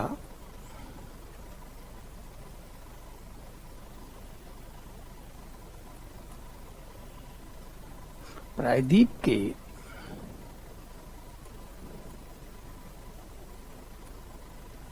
दक्षिणी बिंदु पर मियामी शहर है। देख लीजिए एटलस में। फिर ये देखिए कि जो हम लोगों ने जो पढ़ने के बाद में जो कंसेप्ट बने, उन्हीं कंसेप्ट को एटलस पर देख रहे हैं। और जब एटलस पर देख रहे हैं तो हमें कोई नई चीज और किताब पर हमारी निर्भरता कम होती जा रही है, लेकिन हमें एक से एक बेहतर जरूरी चीजें जो ISPCS के लिए हैं वो मिलती जा रही हैं। हम लोगों ने क्या लिख लिया है, फ्लोरिडा प्रायद्वीप के दक्षिणी बिंदु पर मियामी शहर उपस्थित है या अवस्थित है।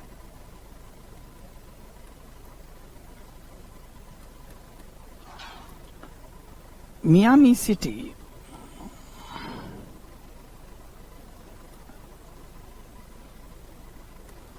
is located at southern point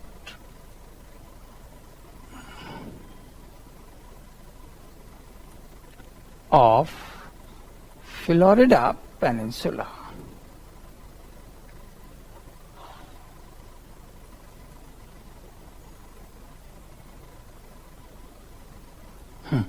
ये हमने लिख लिया। अब मियामी हमने क्यों बताया? मियामी सिटी बरमूडा ट्रायंगल का एक बिंदु है।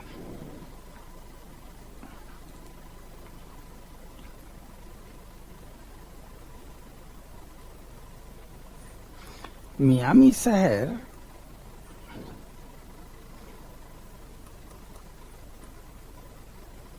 प्रसिद्ध बरमूडा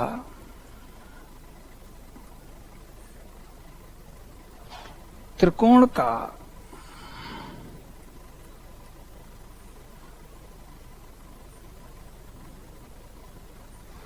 एक बिंदु है।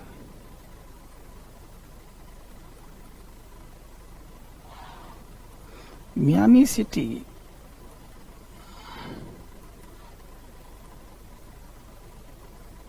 is one of the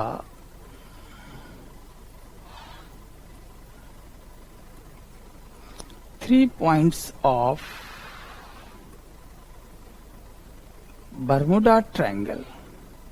triangle में 3 पॉइंट्स होते हैं, जोड़ने वाली 3 रेखाएं होती। 3 पॉइंट्स ऑफ बरमूडा ट्रायंगल।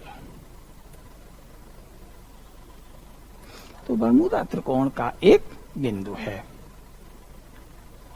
तो अगर इस तरीके से ये बरमूडा ट्रायंगल है तो यहाँ पर ये मियामी उपस्थित है।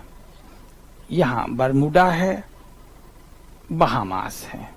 तो this is for Miami, this is Bermuda, this is Bahama.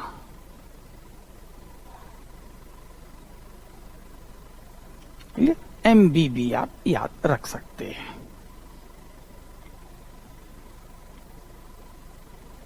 And this area is what? Bermuda Triangle. Located in which part of the Atlantic Ocean? In the northern part of the Atlantic Ocean. तो Bermuda triangle की location भी हम लोगों को हो गई, लेकिन अभी हमने सिंपल कॉन्टिनेंट पर पेनिनसुला पढ़े। बहुत हर चीज नहीं पढ़ने की जरूरत है, कुछ ही सिंपल चीजें पढ़ने की जरूरत है, उन्हीं से हम लोगों के क्वेश्चंस हो जाते हैं। So again we can move for the map. अब हम लोग मैप पर फिर आ जाएं। यहाँ पर अब हम लोग यहाँ इतना तो समझ ही सकते हैं कि ये वाटर आया, Caribbean current, Yucatan channel, then Florida current, ये गया गल्फ स्ट्रीम। ये धाराओं पर पढ़ेंगे।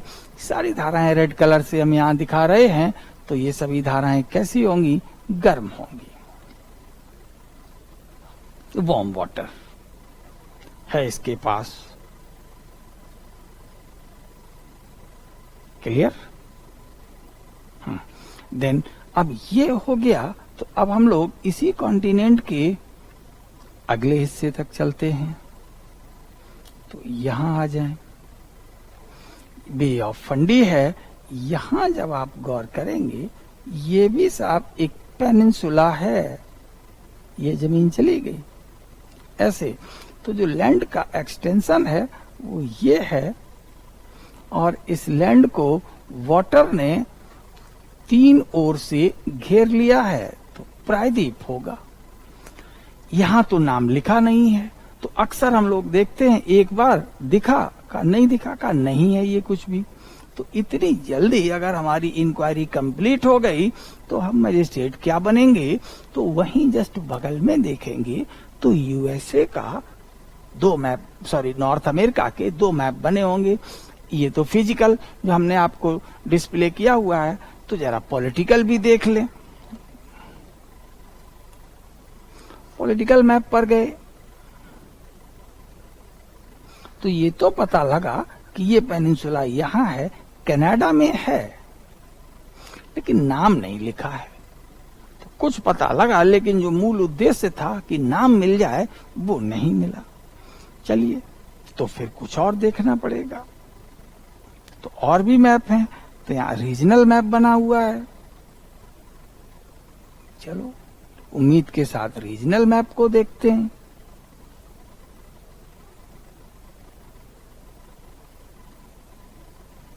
यहां भी इन्होंने कट कर दिया। तो अब कहां देखना पड़ेगा? तो अब जो दूसरे मैप आपके बने होंगे वहां जाना पड़ेगा। तो अब यहां अगर हम कभी कभार एक ही मैप पर सारी चीजें नहीं प्राप्त कर पाते, तो फिर हमें, जैसे यहाँ बे ऑफ फंडी है, तो बे ऑफ फंडी के साथ हमें इसको गौर से देखना पड़ा। यहाँ हमें नाम इसका नहीं मिला, लेकिन ये पेनिनसुला है कौन सा? यहीं पर हैलिफैक्स भी है, जो कॉन्टिनेंट को आर पार करती रेलवे लाइन के किनारे होगा। तो यहाँ नाम होगा इसका, हम लिखे दे रहे हैं, स्कोटिया पेनिनसुला।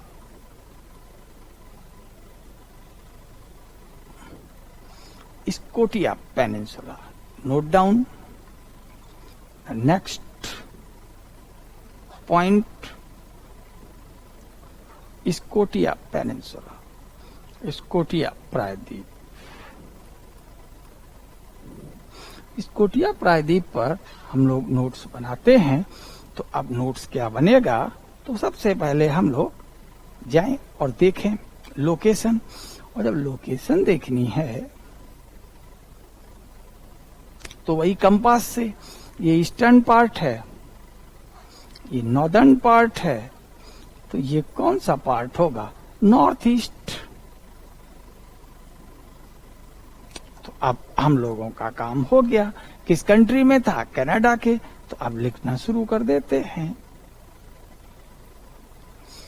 यह प्रायद्वीप उत्तरी अमेरिका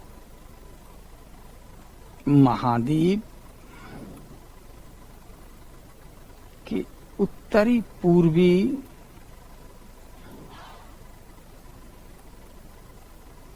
भाग में अवस्थित है।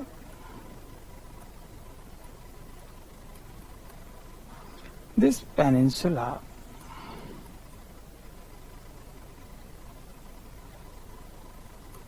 is located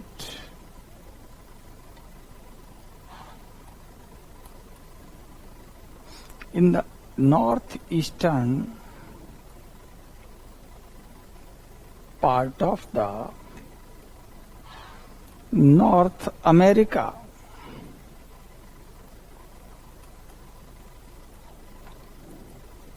अब अगर हम पॉलिटिकल मैप देखते हैं तब तो अब ये कनाडा के अंतर्गत है। तो it is the eastern part of Canada, ये भी लिखना पड़ेगा। ये कनाडा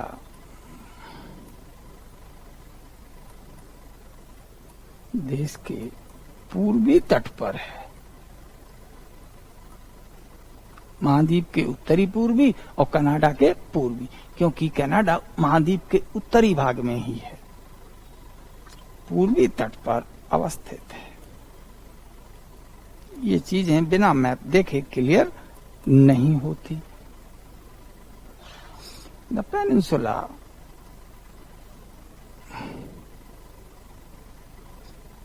located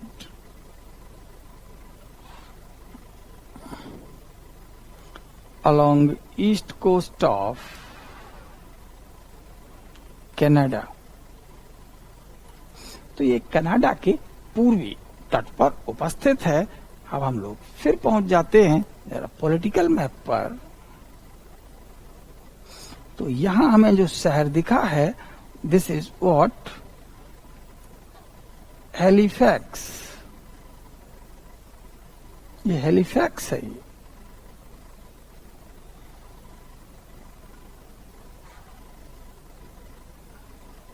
यहां तो इस प्रायद्वीप के पूर्वी तट पर हैलिफैक्स शहर है।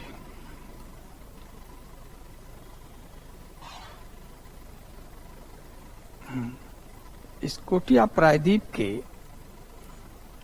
पूर्वी तट पर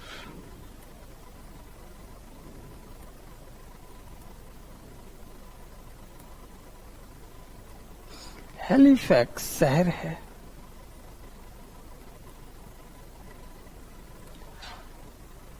The Halifax is located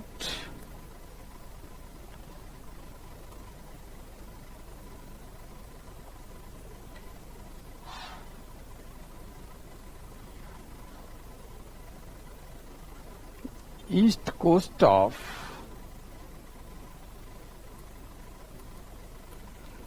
Nova Scotia और स्कोटिया पेनिनसुला। अब साहब हैलिफैक्स क्यों चर्चा में रहता है? तो बहुत सिंपल सी बात है। हैलिफैक्स के चर्चा में रहने का कारण है, हम यहां अगर वैंकूवर से चलते हैं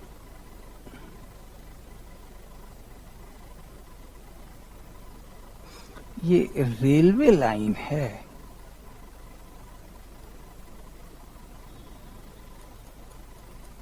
वैंकूवर टू हैलिफैक्स। तो Halifax is the western most terminal of the trans Pacific railway. इसी को हम टीपीआर बोलते हैं, ट्रांस पैसिफिक रेलवे। तो ये ट्रांस पैसिफिक रेलवे का सबसे पश्चिमी बिंदु या स्टेशन है, जो कि इधर सबसे पूर्वी बिंदु या स्टेशन है, जो कि पूर्व में इधर वैंकूवर से ये रेल लाइन चल करके, पश्चिम में वैंकूवर से चल करके यहाँ पूर्व में हैलिफैक्स तक आती है और इस कॉन्टिनेंट को आर पार काट रही है। यद्यपि ये रेलवे लाइन कनाडा के अंतर्गत है। और वैंकूवर हमने एक बार आपको बताया था, वैंकूवर आइलैंड अलग बिंदु है और वैंकूवर सिटी अलग बिंदु है। अब हम लोग अपने बिंदु पर आ जाते हैं जहां नोट्स लिख रहे थे, लिख लें। हैलिफैक्स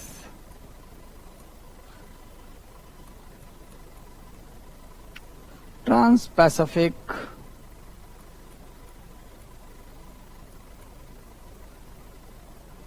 ट्रांस प्रशांत बोल देते हैं, सर ठीक नहीं लगता है, ट्रांस पैसिफिक रेलवे का सर्वाधिक पूर्वी बिंदु को हम स्टेशन भी कहते हैं, इसके बाद तो सागर है, स्टेशन है।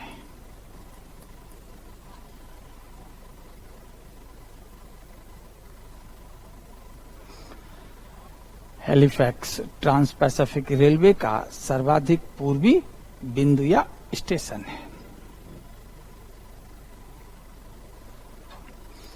हैलिफैक्स is easternmost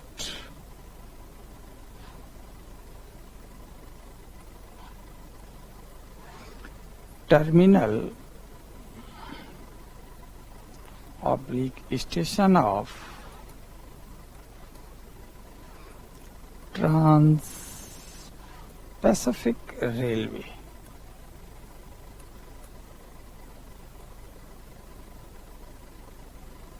और ये रेलवे कहां से शुरू होता है?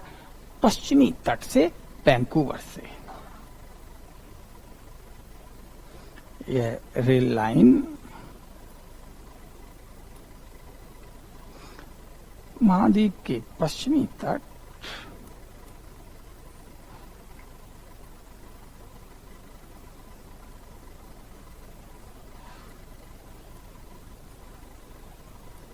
पर स्थित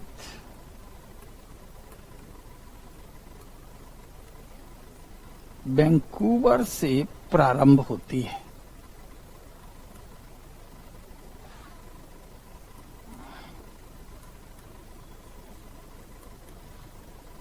तथा महाद्वीप को आर पार काटते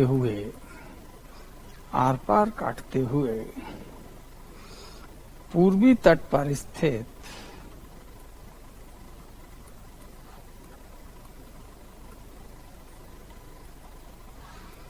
हैलिफैक्स तक जाती है।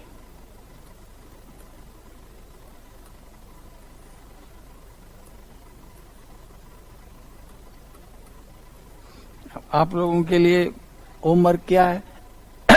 टीपीआर यानी ट्रांस पैसिफिक रेलवे कब बनी थी, क्या जरूरत थी, इसको आप लोग अपनी तरफ से नेट से कहीं से भी ढूंढ कर बताएंगे, जिस पर हम आपसे कल बात करेंगे, पूछेंगे। ऐसे ही पनामा कैनाल के बारे में भी हम आपसे पूछेंगे। कुछ मोटी मोटी बातें आपको साथ साथ में हिस्ट्री से भी रिलेट करना है मैप पर। केवल इसे खेलकूद की तरह लीजिए। अच्छा ये था तो फिर कब बना, कैसे बना, बस एक्टिव रहिए। अगर आप एक्टिव हैं तो फिर काम होता रहेगा। लिख लिया? हम लोग कहां तक पहुंच चुके हैं? हम लोग कनाडा की पूर्वी तट पर हैं और पूर्वी तट पर जहां बात हो रही है वो थी स्कोटिया की। यहाँ हमने हैलिफैक्स देख लिया। यहीं पर ये जो कलर है ऑरेंज जैसा, ये यूएस है और ये थोड़ा चेस्टनट ब्राउन जैसा कलर है वो कनाडा का है। बीच में ये वाटर भरा हुआ है और इम्पोर्टेंट पॉइंट आपको दिख जाएगा, यही लिखा है बे ऑफ फंडी, फंडी की खाड़ी। जरा फिजिकल मैप पर चलें तो हमें कुछ और चीजें मिलेंगी ये देखो यहाँ ग्रीनिश कलर है, यानी कि समुद्र तट बना है, और समुद्र तट जब बना है तो यहाँ की धाराएं सफलतापूर्वक successfully they are depositing their sediment, और जब सेडिमेंट डिपोजिट होंगे तो वहां पर भराव होगा, और अगर गाद और साथ जमा हो करके सागर की तली को ऊंचा करते रहेंगे तो पानी सागर की ओर लुढ़क जाएगा, यानी सागर पीछे हट गया है, रिसीशन ऑफ द सी हो जाएगा, तो बे नाम होगा। और फिर अगर दूसरा कंसेप्ट जो हमने आपको बताया कि ज्यादातर आपके टीचर मेंटर गाइड बता देते हैं कि गल्फ बहुत कोनिकल होती है, तो ये भी तो साहब बहुत कोनिकल है। इसलिए कभी भी बहुत छोटी भी चीजें होती हैं, लेकिन लोग उस पर समय कहते हैं खराब हो रहा है। हम बड़ी चीज बताएंगे, बड़ी चीज कभी यूपीएससी में आती ही नहीं है। ये तो प्रशिक्षण देने के लिए योग्य व्यक्तियों के चयन की प्रक्रिया है। UPSC the examination conducting by the UPSC the examination conducted by the UPSC only to select the persons which are eligible or qualified, able to train as an administrative officer. उनमें वो स्किल होनी चाहिए, उनमें बहुत ज्यादा academic, बहुत ज्यादा किताबी ज्ञान की जरूरत नहीं है, थोड़ा एटीट्यूड की जरूरत है। और वो साहब एटीट्यूड आपको हर जगह रखना है, हर चीज को डाउट से देखना है, उसको कंफर्म करना है अपने साधन से, भले ही वो आपकी ओर से गलत हो जाए, सही हो जाए ये इतना महत्वपूर्ण नहीं है। महत्वपूर्ण है कि आपके द्वारा उस ट्रैक पर चलना। कोई जरूरी नहीं कि आप जॉब में होंगे, मजिस्ट्रेट होंगे, किसी चीज की आख्या की, आपने लिखा बताया और वही फैसला हमेशा सही रहे, अटल रहे। बदल सकता है, कोई दूसरा उसको दूसरे एंगल से देख सकता है। और कुछ लोग कहते हैं कि जो चीज हम जानते हैं वो कोई नहीं जानता, ऐसा यूनिक ज्ञान है। नहीं, बस आपको इन्वेस्टिगेट करना, सर्टिफाई करना, वेरीफाई करना। कोई भी फैक्ट्स है, सोशल लाइफ का है, ज्योग्राफी का है, क्लाइमेट का है, कल्चर का है, कहीं भी किसी भी any part of the life है, उसको बस आप इसी ट्रेंड से देखिए। मैं उसी ट्रेंड से आपको मैप पढ़ा रहा हूं जो एक सिविल सर्वेंट के लिए जरूरी है, ज्योग्राफर के लिए बहुत जरूरी नहीं है। ये वो लोग तो सब जानते हैं, उसके लिए सब बहुत एबीसीडी से भी छोटी चीजें हैं।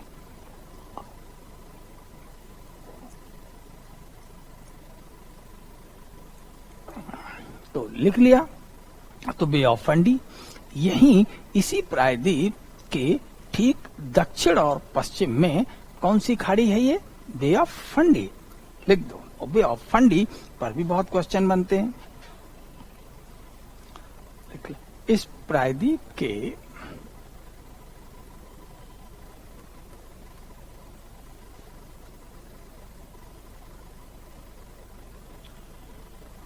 दक्षिण पश्चिम में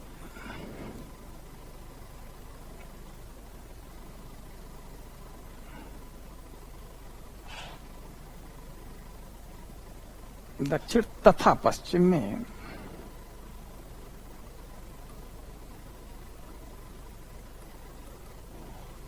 सकरी खाड़ी, क्या नाम है, बे ऑफ फंडी स्थित है।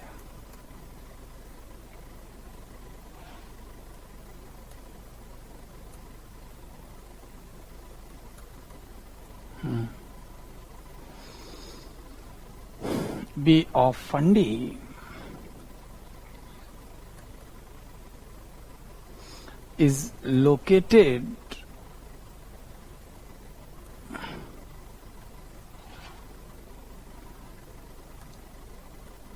in the south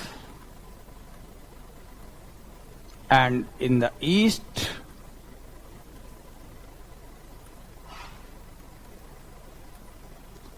to this peninsula। तो इस प्रायद्वीप के दक्षिण और पश्चिम में बे ऑफ फंडी, और बे ऑफ फंडी साहब इसलिए विख्यात है दुनिया में कि यहाँ पर 24 घंटे में सबसे ज्यादा संख्या में ज्वार आते हैं। कितनी बार? 6 बार। लिख लें, बे ऑफ फंडी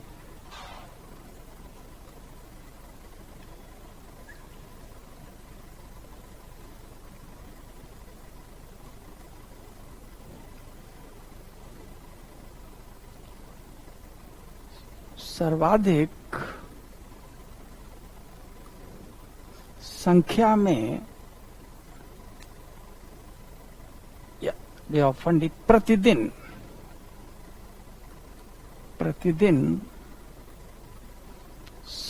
सर्वाधिक संख्या में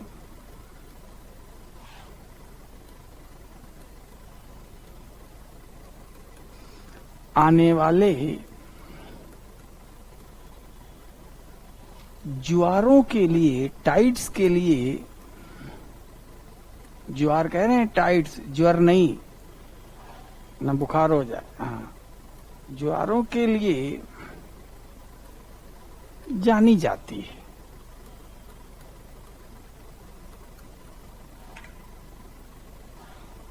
तो bay of Fundy is known for the maximum number of occurring tides in 24 hours। तो 24 घंटे में या प्रतिदिन आने वाले ज्वारों की संख्या सबसे ज्यादा किस खाड़ी में है? वो बे ऑफ फंडी, और बे ऑफ फंडी स्कोटिया प्रायद्वीप के दक्षिण और पश्चिम में है। और यह कनाडा देश का क्या है? भाग है। किसका है? कनाडा का। और जब इतने बार ज्वार आएंगे तो फिर देखना पड़ेगा, ज्वार के साथ सिप भी आते होंगे, और जब ज्वार उतर गया तो जमीन खाली हो गई, तो अगर सिप वहीं पर बैठ जाए तो आसानी से हम अपना सामान लाद भी लेंगे और उतार भी लेंगे। और बार बार अगर सिप, बार बार ज्वार आएंगे जाएंगे तो जल्दी जल्दी हमें सामान लादने और उतारने की सुविधा मिल जाएगी। और अगर ऐसी सुविधा होगी तो फिर आसपास हमें शहर दिखाई देंगे। तो बे ऑफ फंडी के यहाँ दक्षिण में बोस्टन आपको शहर दिखाई देगा। कौन सा शहर है ये? बोस्टन। ये यूएसए का प्रसिद्ध बंदरगाह है। तो बे ऑफ फंडी के दक्षिणी तट पर बोस्टन सिटी है। इसलिए तो जब आरंभ में बहुत ज्यादा पोर्ट डेवलपमेंट नहीं हुआ था इस देश में, तो यूरोप से आने वाले लोगों ने अपनी बस्तियां जल्दी जल्दी आने जाने और सामान ढोने के लिए कहां बसाई होंगी? बोस्टन में। बोस्टन है, पोर्टलैंड है, ये यहाँ की पोर्ट है ये, लेकिन ये यूएस के पास है। तो बे ऑफ फंडी के तट पर ज्वार बार बार आते हैं, तो सिर्फ लोडिंग एंड अनलोडिंग की जो प्रक्रिया है यहाँ पर बहुत फास्ट होती है। और ये ट्रेड, इकोनॉमिक और कमर्शियल एक्टिविटी के लिए बड़ी उचित जगह है, जिसने इतिहास में अपनी बड़ी भूमिका निभाई है। वो अभी हमारा टॉपिक नहीं है, मैं सिर्फ यहाँ इशारा करूंगा। तो बोस्टन और पोर्टलैंड किस खाड़ी के किनारे हैं? बे ऑफ फंडी। और बे ऑफ फंडी कहाँ पर है? Scotia peninsula. तो जब इन सब को हम लोग देख रहे हैं तो एक और हो गया, तो फिर हम लोग एक और मैप की ओर चल देते हैं।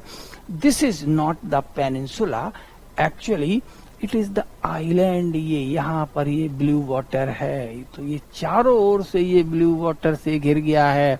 It means it is new फाउंडलैंड। New फाउंडलैंड is not the peninsula, new फाउंडलैंड is a island. ये देखो, clear? This is the new फाउंडलैंड। अब हम इसी कॉन्टिनेंट पर फिर और आगे बढ़ जाते हैं, तो ये भी तो तीन ओर से घिरा हुआ है भाग। तो इसका नाम क्या है? UNGAVA, Ungava peninsula. Note down, Ungava peninsula.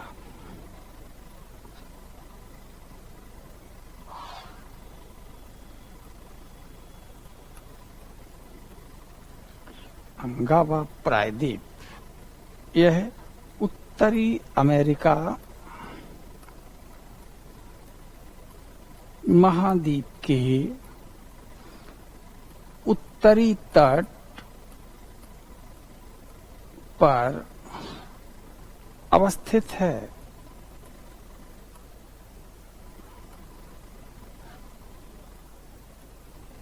तो स्वाभाविक है किस देश के अंतर्गत आएगा? कनाडा के। यह कनाडा देश का भूभाग है।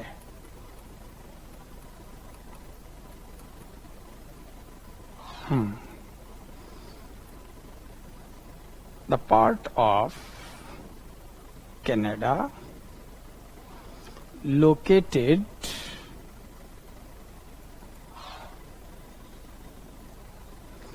along the north coast of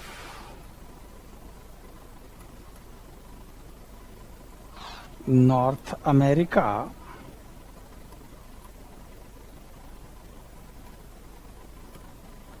ये हो गया। अब हम फिर मैप पर जाते हैं, जो हमें मैप कहे दिखाता जाए, हम देखते जाए। तो उत्तर की ओर अगर हम यहाँ देखें तो कई आइलैंड्स हैं जिनसे कि ये अलग हो जाता है। ये जो आइलैंड है ये बैफिन आइलैंड है, ये तो बीच में हडसन स्ट्रेट है और this is the Hudson Bay. तो अंगावा प्रायद्वीप के पश्चिम की ओर हडसन खाड़ी है और उत्तर की ओर हडसन स्ट्रेट है। तो westward to Ungava peninsula is the Hudson bay and northward is the Hudson strait, right, and it is the part of what? Canada. आगे जब हम यहाँ पर क्लाइमेट में कोई बात करेंगे तब इसकी चर्चा करेंगे। तो यहाँ अभी एक पॉइंट लिख लें। इस प्रायद्वीप के पश्चिम में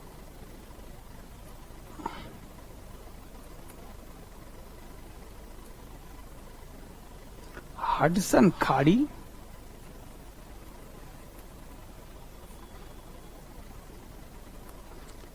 तथा उत्तर में हडसन जल संधि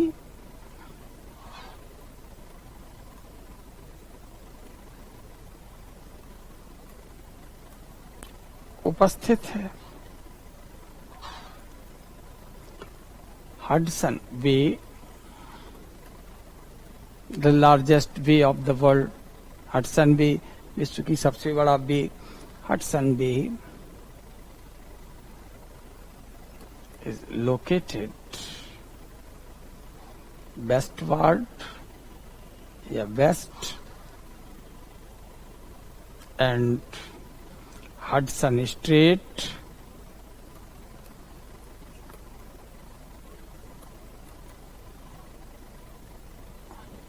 north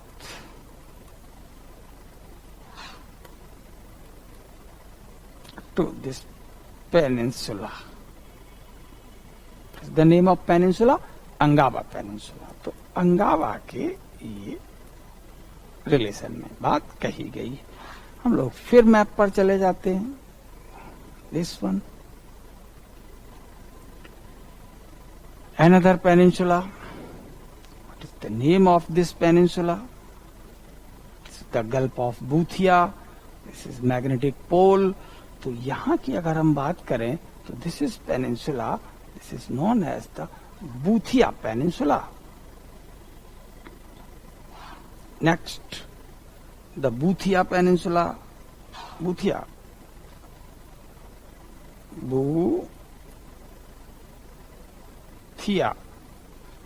भूतिया नहीं, कभी लोग सुन लेते हैं जिसके दिमाग में जो होता है भूत। बूथिया पेनिनसुला।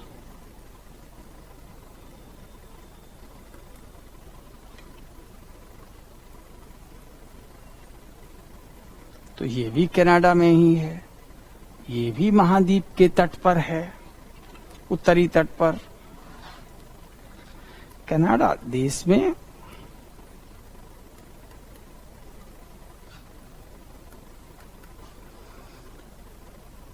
उत्तरी अमेरिका महाद्वीप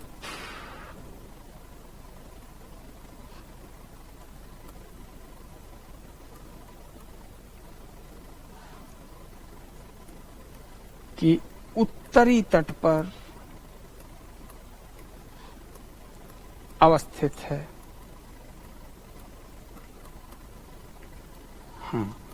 located at northern coast of